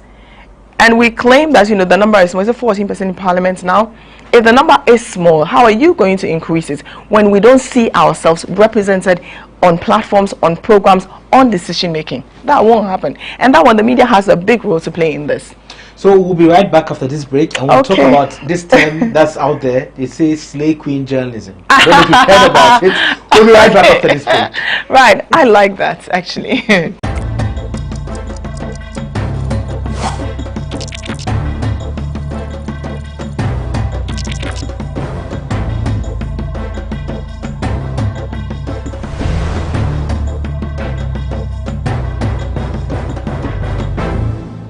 Welcome back from the break. This is a lowdown. My name is Ni Akwe Ismail Akwe. Our guest is still here, Bridget Otu. She's a journalist, a broadcaster of Metro TV, also an advocate of women empowerment. So we're talking about... And a cement slayer. Because I like, because we're going into slaying now. Yes. So I said we're going to talk about the tag slay queen journalism. And a lot of women journalists and broadcasters especially have been tagged as such, and a lot of people are saying, well, they are shallow and they don't even have journalism backgrounds. Do you need to have or go attend GIJ to be able to be a journalist? Do you need to the answer is no. I mean, Nanaba went to journalism school. I mean, now, yes, she has a degree, masters and all that, but she didn't start out as a journalist. Sewa Meher doesn't have a journalism background. Kwame Sefakan doesn't have a journalism background. Does Randy have? I'm not sure. Maybe not, you know. But so some of the best journalists this country has produced didn't have any journalism background, and yet they are some of the best we look up to and love. It's nice to have the institution as certificates, but look, I left GIJ and I couldn't even write a single report. So that certificate was rubbish. But then I learned on the job. When I started, that's when I learned to write, I learned to tell a story, I learned to be in front of the camera and learn. And yet I had a degree in journalism, a degree in communication studies. So that foundation is crap. We shouldn't even go there. But do looks matter? Okay. Cool. Yes. Look, I've tweeted a number of times. I said, I want to be a slay queen. I love slay queen. What does it mean? What is to slay? It's to kill it. In other words, you're killing your hair, you're killing your makeup, you're killing your clothes. And what is wrong with that? Does it matter? I thought it didn't matter, but it matters so much. I mean, you watch television and you see people who are dressed nicely. So a journalist who come on television, coming to interview people, say, I'm just going to get my nails done. Yes, I have one broken. This one too is broken. That's okay. But I'm going to get my nails done really nicely, a nice dress, sit in front of you and speak to you. That has absolutely nothing to do with what's in the person's head. If anything, we have bad producers and not bad presenters, because it's not the presenter's job to go and research. It is a team. But because we are under-resourced and we have put a lot of work on presenters, we tend to blame them for the mishaps. And in any case, I haven't seen anybody who is shallow, who is well-dressed. If anything, they are killing it in front and behind the camera. So I haven't seen anyone who is shallow. If anything, it is the fact that sometimes we put our guests on, but what people don't realize is that whether in radio or TV, you always have a talk back. So there's a producer there, you have prepared your questions to ask. You're there asking your question. The producer, oh, can you ask him about a juror committee's report? You haven't researched it. And then you ask your guest, oh, so what's your response to the juror committee? You've not researched. But the producer there is not feeding you anything. And he says, which one? And you're like, oh, but the recommendations, they said that some of the police, you haven't read. Down, your guest is going to expose you because you haven't prepared. And it's true that you've not prepared. But it's not your fault because there's a producer there who should have done that job, who should never have told you to ask those questions. So a lot of the time, the blame only comes to the person they can see or the person they can hear. But there's a lot of work that should have gone into that behind the scenes. So look, I am all for that. Yes, it takes a lot of work to look good, and there's nothing wrong with looking good. In fact, it's good. People should look. When you dress well, you wear good clothes, good hair, you feel good. Your confidence level is high. I think that we're so used to just having a lot of poor presenters, poor-looking presenters. I think that people just want to see journalists on TV looking like they are paid. So if you earn 2,000 cedis, come on there, wear your fake this, fake that, fake that. So, but what people forget is that we're doing multiple things. We know that the pay is trash, and that's why people do other things to support themselves. There are people who don't even buy anything. I know a presenter, she doesn't buy anything. People bring her clothes to wear, bring her hair to wear. They do her makeup for her for free, do her nails for her for free. So she's always going to look glammed up from head to bottom. And she wears it so well, people buy when they see it on her. But you're sitting there thinking that it's from her pay. And she hasn't put a penny from her pay. So how about you to build yourself to get to that level? And instead of insulting them, learn from them. When I was on television, there are so many things I have learned now. I was not taking my makeup serious. Even today, with this interview, I didn't know I was coming, so I just sat in the camera in the car and just put some one foundation here. But if I knew, I would have gone with a whole makeup team here. You know, they would do my makeup for me. I'll be like, and I'll be, yeah, I think I look good. Now go ahead, ask your questions. You know, I would have done all of that because you know what? It will make me feel good. It will make me look good on television. And bloody hell, I'm super intelligent. Nobody's going to tell me any other thing. You see, but because we allow a few people who have absolutely no idea. You know, the funny thing is that a lot of the people who criticize and say these things can't even do 5% of what the people they are insulting do. They can't do it. It's just so easy to sit in your house and say, they are so daft. What questions would you have asked? What questions would you have asked them? Let them put you there, ask them about Ijapa deal if you can do it. Let them put you there and ask them, go and review the Ejura committees. And journalists have very little time to make the most out of an issue. We should give them credit and stop trying to tear them down for simply trying to put their confidence together and look good for you. Talking about insults, there's so many insults we've been on the receiving end of several. so many of them. I've also dished out others don't take it easily. How do you do it? How do I do it? Look, I'm always prepared. If you're going to dish it, make sure if you dish, you should be able to also take it. First of all, I'm against it. I don't think that it's fair. I don't think that there are lots of presenters who are hurt by those insults. Some think about it, and but I have a philosophy that nameless and faceless individuals can never get to me. In other words, if I know you and you insult me, I'll take it personal. It will get to me. But I don't know Kofi 1, 2, 3, 4, 5, 9, 8, Kwejo, Mami Ajwa, hashtag flyover. I don't know Shatta QSY. Why should I bother? I'm probably thinking some mad person who hasn't eaten high on something, you know, just venting out something. It has nothing to do with me. There are a few times I respond because I see that people just like, oh, they look like they are human, so I can respond to them. And then I respond. I just want them, I don't approve of it, but I want them to just put themselves in my shoe and see if they were in my position, how would they feel? So if it's not great, then don't insult me because I have not abused you or anything. Other women like you can't take it. That's the point. They suffer a lot of mansplaining, where anything they say is being scrutinized by the men, and always pushed down and all of that. And it even gets to the extent of them being, or their success being attributed to a man. Yes, no, I and all of this is also added as part of the whole slay queen journalism. Is it that I personally endorse slay queen journalism. Slay queen journalism means a woman who cares about how she looks, wants to look good, sit before somebody which she wants to interview, and ask them great questions. Now, if we were in an ideal country, ideal situation, standard, the station is supposed to give you clothes, they're supposed to do your hair for you, makeup for you, they put it in front of a camera to go and ask questions. They're supposed to do all of that for you. They don't. And if they're supposed to do that, maybe it will cost them maybe more. Now you have put in effort to get that done for yourself, and you're being judged for simply looking good. And in any case, if you read the psychology behind it, lots of the people who say this want to be like the person they are insulting anyway. So it's a complex issue, psychological issue, a bodam issue. But they don't know. I don't think they are even aware. Someone can, they are not necessarily there. But you know, they just do it because it makes them feel good. But Didi Bridges, I tell you, meanwhile meeting my fufu or something, you know. But there are others who are affected by it because especially when it's repeated. It is why I encourage people, look, use your block button, use your mute button, mute certain words you don't want to see. You won't lose anything. These people, what do they put in your pocket? So mute them. But it is not healthy. People should stop it. You can't just come online and abuse someone because they said something you disagree with. If you disagree with them, engage them intellectually. Okay, I think this man is corrupt because of XYZ issue. No, he's not corrupt because of XYZ issue.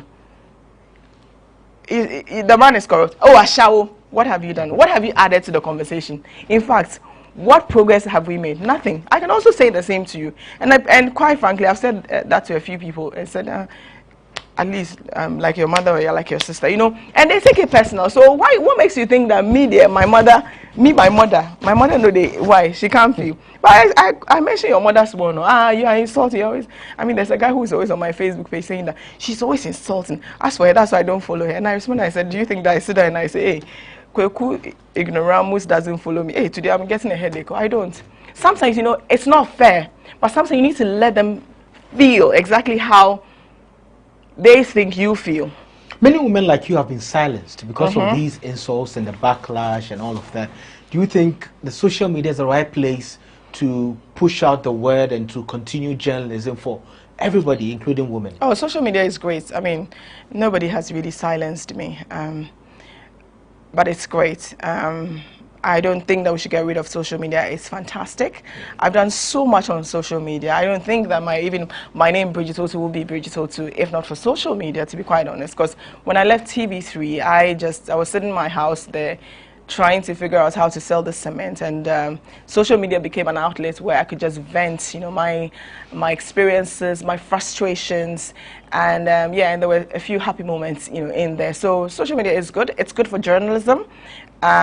These days, you know, nobody waits till 7 to watch the news. If anything, they are waiting to see what else the news would add. They are waiting to have confirmation. I mean, the news, the television is good, the radio is great, but a lot of it news breaks on social media. It goes from, there's of course a lot of fake news as well. So there's the TV, the radio, the print acts as a balance to verify, to cross-check, you know, to just add weight to what's being seen on social media. So are you for regulation of social media? Wow, it's come up so many times. No, election time, especially some African countries have blocked social media. In Ghana, there were speculations and all of that. Corrupt dictatorial leaders who wants to. But I don't. It's already regulated, isn't it? Because if you say something offensive in violation of either Twitter rules, Facebook rules, or Instagram rules, your account is suspended and taken down.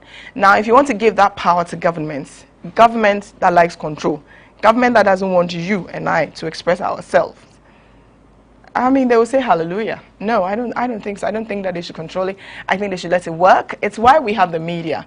The media is the fourth estate of the realm for a reason, because we get to poke holes in things that have been said, whether from government to say, it's not true, you said this on this day, this is what you're saying today.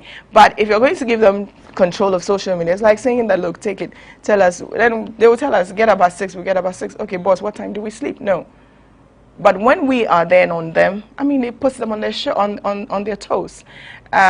We force them to, you know, sack, suspend, even though in this country nobody resigns, you know, sack, suspend, you know, people who are have broken laws, or people who have stolen state funds and all of it. So no, don't take back government. They already have too much power. Don't add social media. Let's talk about women issues in the media. Right. And there are statistics that show that women have some little coverage in the media, where women issues like maternal issues, maternal health, and all of that is quite low.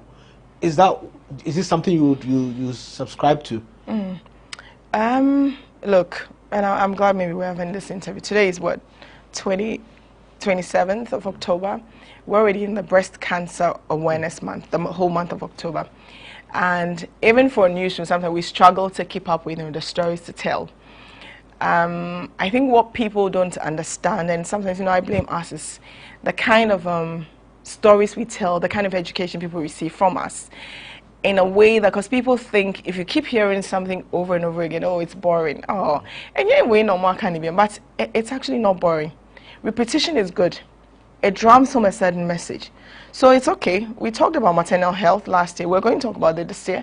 We did breast cancer last year. In fact, if we like, we can just play back all the stories we did on breast cancer last year, this year, because there's somebody else who would die. If 650,000 women died of breast cancer last year alone, how is that not a big deal story to cover? And so, yes, and for us as media, it's keeping our eye on the ball. We get swarmed up, by the sensationalism that all these stories kind of get lost. And we say, oh, that's not what the readers would want. Anyway, we will do this interview for, say, 30 minutes, 1 hour. But when you finish and the story comes out and says, Bridget says GJ is trash. That's it. That's the headline. GJ is trash. Nobody cares about reading the context or guessing the context of the statement I made, because they don't really care. Also, I think that we need like a culture of getting people to read. I think that's the basis. People just don't like reading. People don't like reading, and so we know. So we tend to give them half-baked stories, sensational, easy to read. He's done 1 minute, he moves on to the next one. But if you pick the Financial Times and you're reading a story on, say, breast cancer, I mean, it can even take me 30 minutes, to finish a piece like that. An article, whether it's an opinion piece or editorial or from Times, it takes me about 30 minutes to finish that. But I can do, say, maybe in a minute and a half, here. But we think that's our audience. But the challenge for us as media is to keep telling those stories, because look, those are the stories that matter. I mean, if we don't tell the story about the guy who doesn't have access to education, the guy who has no lights in his village, who would? So we need to feed the people with the agenda. Which we set the agenda, but it looks like now the politicians are setting the agenda for us. Okay. We should set the agenda. So there's this argument that because the media managers in the country, in Ghana, most of them are men, and that affects the agenda that's been set by the media organizations or media channels. So you end up having them chasing the sensational stories, the political stories. Well, at the end of the day, they want to make money. At the end of the day, they want to make money. I mean, a lot of media houses don't make as much money. I mean, advertising is very difficult. And yes, a lot of media houses survive on advertising. So if they're not getting it, I mean, if I am an investor, and I don't think it has to do with whether a man owns it or a woman owns it. I think the difficulty is having politicians owning stations. Then they have a political interest, a political agenda. They think maybe, if we're soft on government, maybe we'll get deals from government, those things. And maybe my station will be free because of, the environment within which we find ourselves. That's what it is. I don't think it has to do with having a woman. But perhaps if we had maybe one woman, own, one of the major media houses, perhaps maybe the story will be different, because people love to watch women. I mean, men love women. Who doesn't like women? But we are talking about media ownership, but there's also the media management, because currently there are so many media managers who are not owners of the media houses they run, but they call the shots. Yes. And media managers in the country we have few women managing media houses. How would women get to that level of management where they can also call shots and make sure women are covered enough? When we stop pursuing them, when we stop chasing them, even when they are married, we want to sleep with them. We know this person is good. This person, I mean, there are people. There was a time, a cousin of mine was in an organization. I thought she could have risen all the way to the top. I got to a point where her boss just wouldn't let her be because she looked great in pants. So he would pursue her and leave. And the funny thing is that she leaves, and the person she was on the same level is now one of the managers of a media house in Ghana here. She could have been in that position. So harassment is stopping women from getting up there? Oh, a lot of harassment. It has nothing to do with incompetence. And another thing is that there's no protection for women. Where is the protection? I mean, she's so sensitive, she will cry. But men are more sensitive than even women. I mean, they're always ranting anyway. Perhaps, showing a calmer face in public. But I'd rather have a woman who rants, is emotional, because, and we saw that in Donald Trump anyway. We saw that Donald Trump rants more. Compare Donald Trump and Hillary Clinton. You think that Clinton is the man and Donald Trump is the woman. He was always ranting, couldn't handle it. He was always on Twitter tweeting nonsense here and there. So it's not even about whether they are competent or not. It's just having the opportunity and trust, and having the media owners, you know, not go after even people who are married. I mean, she's married, she has kids. You want to sleep with her. She's qualified for the job. Give her the job to do. Because if you don't, after all, your mailman will come. You can't sleep with them. Okay, well, now maybe they can sleep with them now. So, yeah. Well, sleep with the men will come there soon. Because I'm yet to hear any man, you know, in the top position say, look, do you know I had to give him something, a doggy, before, you know, I got this position? I don't know. I don't think so. We'll talk about LGBTQ plus very soon, and it's an area that's very sensitive in the country right now. How is that connected to this interview? I thought you said you were talking about women. Yes, it's about women, but women are also some women ascribe themselves as part of the LGBTQI plus community. Actually do, because they are empathetic. That's why. Yes, and we'll talk more about that after this break. This is the lowdown. We'll be right back.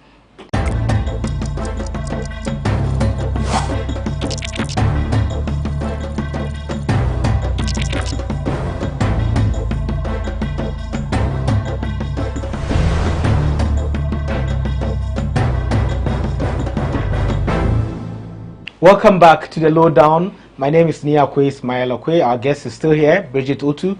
It's been nice having this conversation. We are bringing up so many issues, and we are still talking about women. And I'm also looking at longevity of women in the newsroom. We talked about harassment and how it stops women from rising up. Yes. So there's kind of like a glass ceiling, which I would say has been fixed by some men bosses or men managers. How do we break this glass ceiling?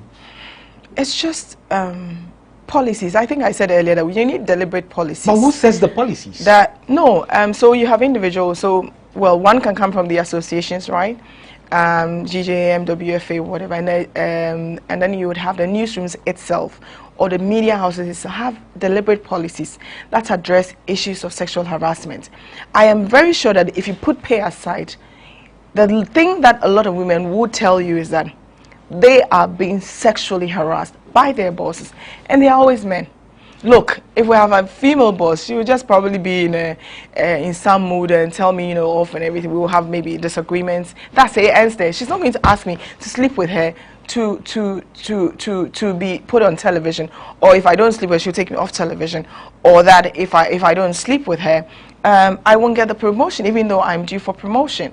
She won't get that. So you need deliberate policies that are explicit, that spells out punishment for those who break it, and also believe them when they come, because there are other institutions that may have them. Now the HR is also a man. Then Charlie, come, the girl can report you, you know, and that is complete. That puts a lot of people off, because there are people who have been through that. They won't go and report to HR. Make a I mean, that's my boss. But where the environment is set, it's in black and white, and the field is fair for all. Look at somebody like Harvey Weinstein. I've forgotten the other guy, Harvey Weinstein, and look at how long it took for big stars in Hollywood to come out and say, this man has sexually harassed me, or this man has sexually assaulted me. The first person who said that was not believed. Look at R. Kelly, how long it took. Do you think we don't have Harvey Weinsteins in Ghana here? Do you think we don't have R. Kellys in Ghana here? We have lots of them, but they are walking around freely because the system itself supports it. The system itself encourages it. You know, I mean, there are places where people will tell you that, and not just in them, they will tell you, you know, or there's a man who went after a girl when she refused. He puts on his WhatsApp status, look at how beautiful my wife, and say, so in other words, sleep with me because I'm doing you a favor. And these are things that mess up with a lot of girls' minds. And you have women who support these men because, you know, their orientation is the same. Because they've been brought up to believe same. You know, so yes, if I'm sexually harassing you, I'm doing you a favor. My wife is prettier than you. What do you think? I mean, I'm even doing you a favor. But that's not it. But still, you came to ask me, or you have a pretty wife, but you're still chasing me. If it's consensual, it's different from somebody in an office agreeing that, oh, I'm going to have a relationship with you. But where it is forced, power play, you know, if you don't do it, I'm going to haunt you. And now people are afraid, they don't want to come to work again. Now they are resigning. They'll rather resign. Lots of women, they hardly move around. Unless maybe top, you know, and you poach them. That's public. But there are a lot of women who would rather, let me just leave. We have an association called Journalists Against LGBT. It's one of the most stupid associations I've ever had. I can't believe that journalists will even form an association against that. I think it's one of the most stupid associations we can have in this country. I mean, for what for? Journalists against... I mean, I have never heard anything like that in the whole world. I want to see journalists against corruption. I want to see journalists against abuse of journalists in this country. I want to see an association about journalists who care about the issues that matter to people. You know, journalists against bad roads, journalists against LGBT, because now that they're against LGBTQ+, does that mean we're going to heaven? Does that mean now that they're against LGBT, does that mean that, what's it called, water has been fixed, electricity corruption has ceased? Come on, let's find out better time to do better things with our time. Okay, so what would you look forward to? One, being a media owner. Two, being a media manager. Three, retiring soon. Which would you pick, or which are you thinking about? Right, it's funny, the option that I was expecting actually didn't come. Which is? I'm not gonna say. No, I thought politics. I actually thought politics will come in, but politics, you didn't put politics as an option. I didn't put that in there. Yes. Because it means you're moving away from the media. I'm trying to keep me in the media. No, yes. I don't think that I'm gonna be in the media. I don't have an ambition to be a media owner. I see myself way beyond that, way more. I think my ambition and my goals are way bigger than a media owner. But I want to see a system that's fair to all persons. I want to see a system that is not so consumed by our culture. Yes, we have our culture and tradition, but our culture promotes having 200 girlfriends and a wife, and it's still fine, you know. That's our culture. Are we proud of that? You know, let's be real with ourselves, and let's. Nobody is saying that, you know, you should show your lifestyle in my throat. I don't think that if you go back to the LGBTQ+ issue, I don't think that if you put this bill away, you're going to go to Jowulu Junction and you see two men there doing something. I don't think that's what will happen. But the thing has been put in people's minds to think that that's what would happen, you know. And yeah, look, I'm ready for what will come after. So finally, yes, go ahead. What do you think should be the entry-level salary for a journalist? I think I already said that. You mentioned a number of figures. I don't know what the salary, but I think that if we're paying people 2,500, 3,000 today to start, entry level, I think it's good. Yes. Okay. Thank you very much. This has been a great episode of the Lowdown. Very informative. Thank you very much, Bridget. We'll come your way every Monday on GhanaWeb TV. This is the Lowdown. My name is Ni Akwe Ismail Akwe. Be safe.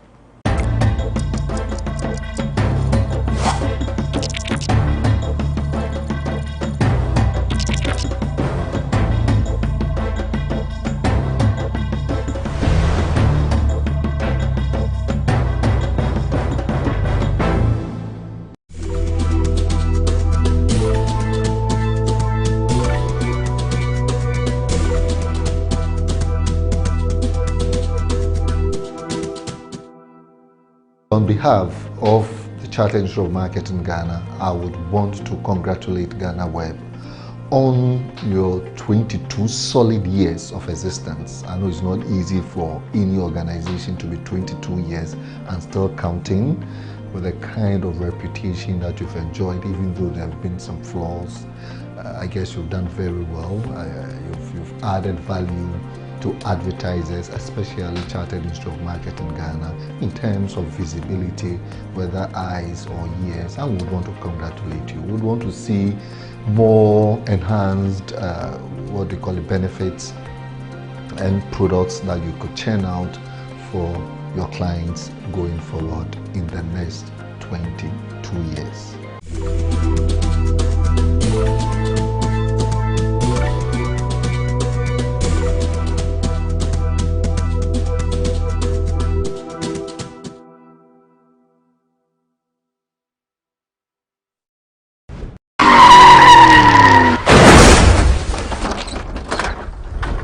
Licensed persons and those who have custody of the vehicle as motorists will also always comply with in-traffic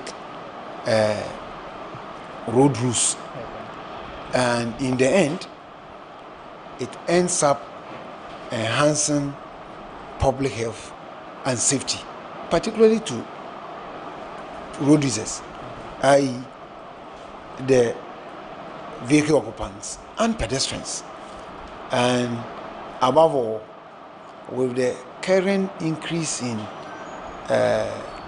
road crashes, we will begin to see a reduction. You will begin to see also people behaving responsibly on our roads. And you see also moderation in speeds. And you see people complying with particularly road rules that, when not complied with, compromise public health and safety. So it's clear that here we are observing all critical locations where police currently is capable of looking, and train and deploy police officers here who are monitoring and compiling on-the-spot investigation to determine violations and document same and forward same for other teams to pick it up with DVLA, and to also invite, look out, arrest and impound offenders who otherwise in the past would not have been forthcoming. And it's all well and good. I'm saying that is important, is that all of us must know that police is now positioned to gather photographic and video evidence, which are physical, which we can go and play back, and for even the court to have a feel of what you are observing. And I think it should send clear signal to all of us that at all public places we must use such places with high sense of responsibility and decorum as dictated by state laws. And with this project, we are looking at laws that has permitted Ghanaians to own property called vehicles, which has imposed safety responsibility on them in terms of vehicle care, servicing, and handing over same to responsible drivers to use, and for drivers to, when they are given, to also ensure that they comply with road use rules, and ensure that they drive to protect one another and not drive to compromise the safety of others by infracting on the road law that in the end ends up in all manner of crashes and associated deaths and injuries and damage to properties.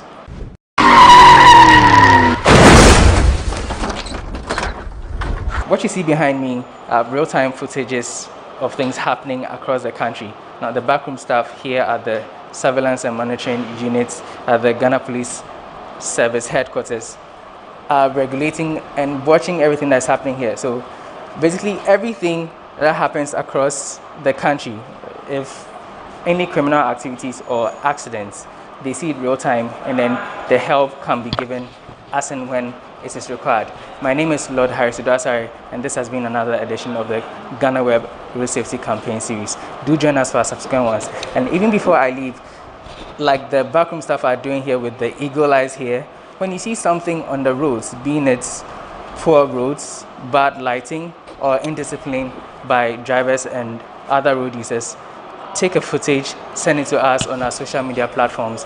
On Facebook is GhanaWeb TV, on Twitter is the GhanaWeb.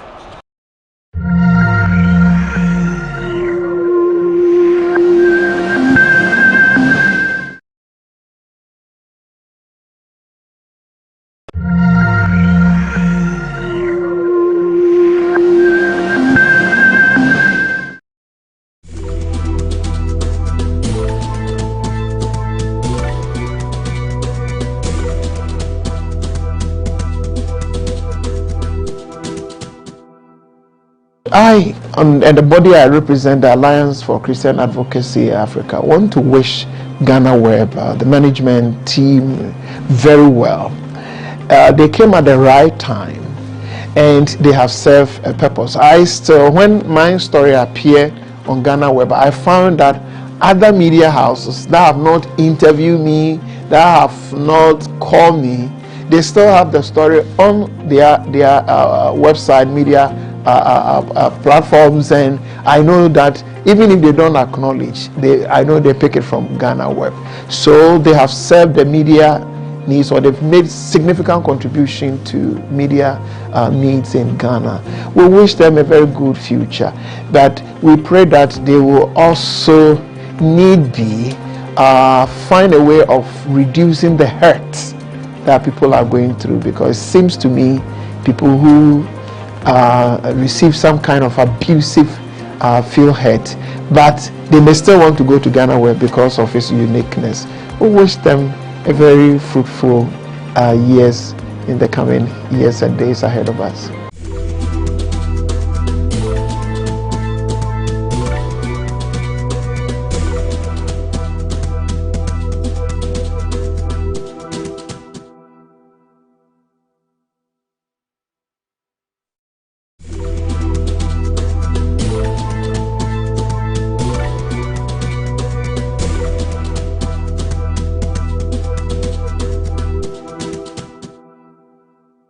So, do you know how long the company has been in existence? 22 years? No, I didn't.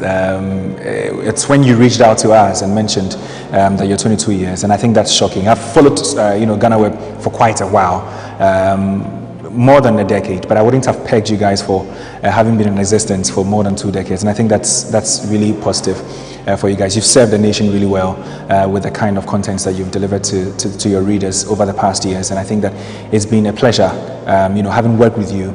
For me at Soccerbet, and for every other reader out there, I'm sure they'll be really pleased to know that you've been in existence for 22 years. We want to, from here at Soccerbet, what we want to say to you at GhanaWeb, to your management, to your staff, is congratulations for this particular feat. It's been an amazing journey, I'm sure, and I want to wish you all the best going forward for the years to come. Everything that you do, may it work well for you. May you go beyond your boundaries and continue to serve the entire populace.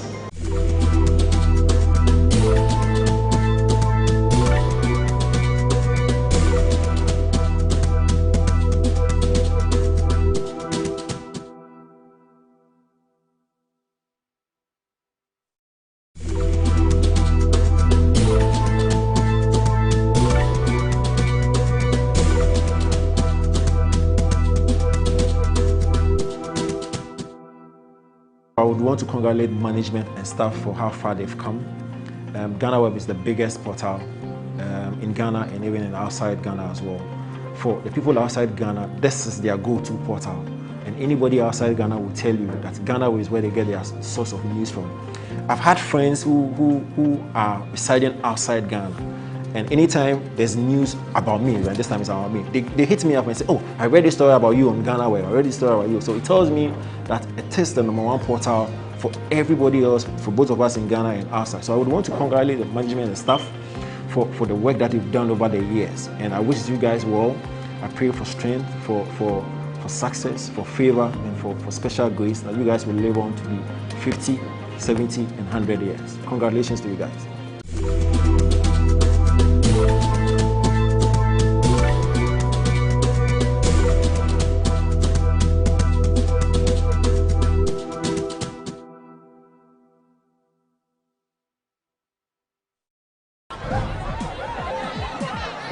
Powers and principalities. There's so much fire inside me. Tragedy struck when part of the largest hillside at the kosher rubbish dump collapsed. It's going to be fun to see how he goes about approaching this game.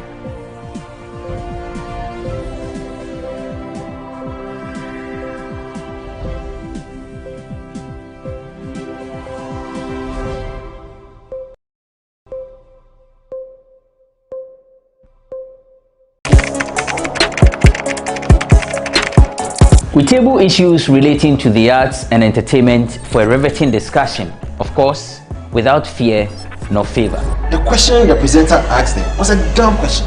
You need to speak the fact and move.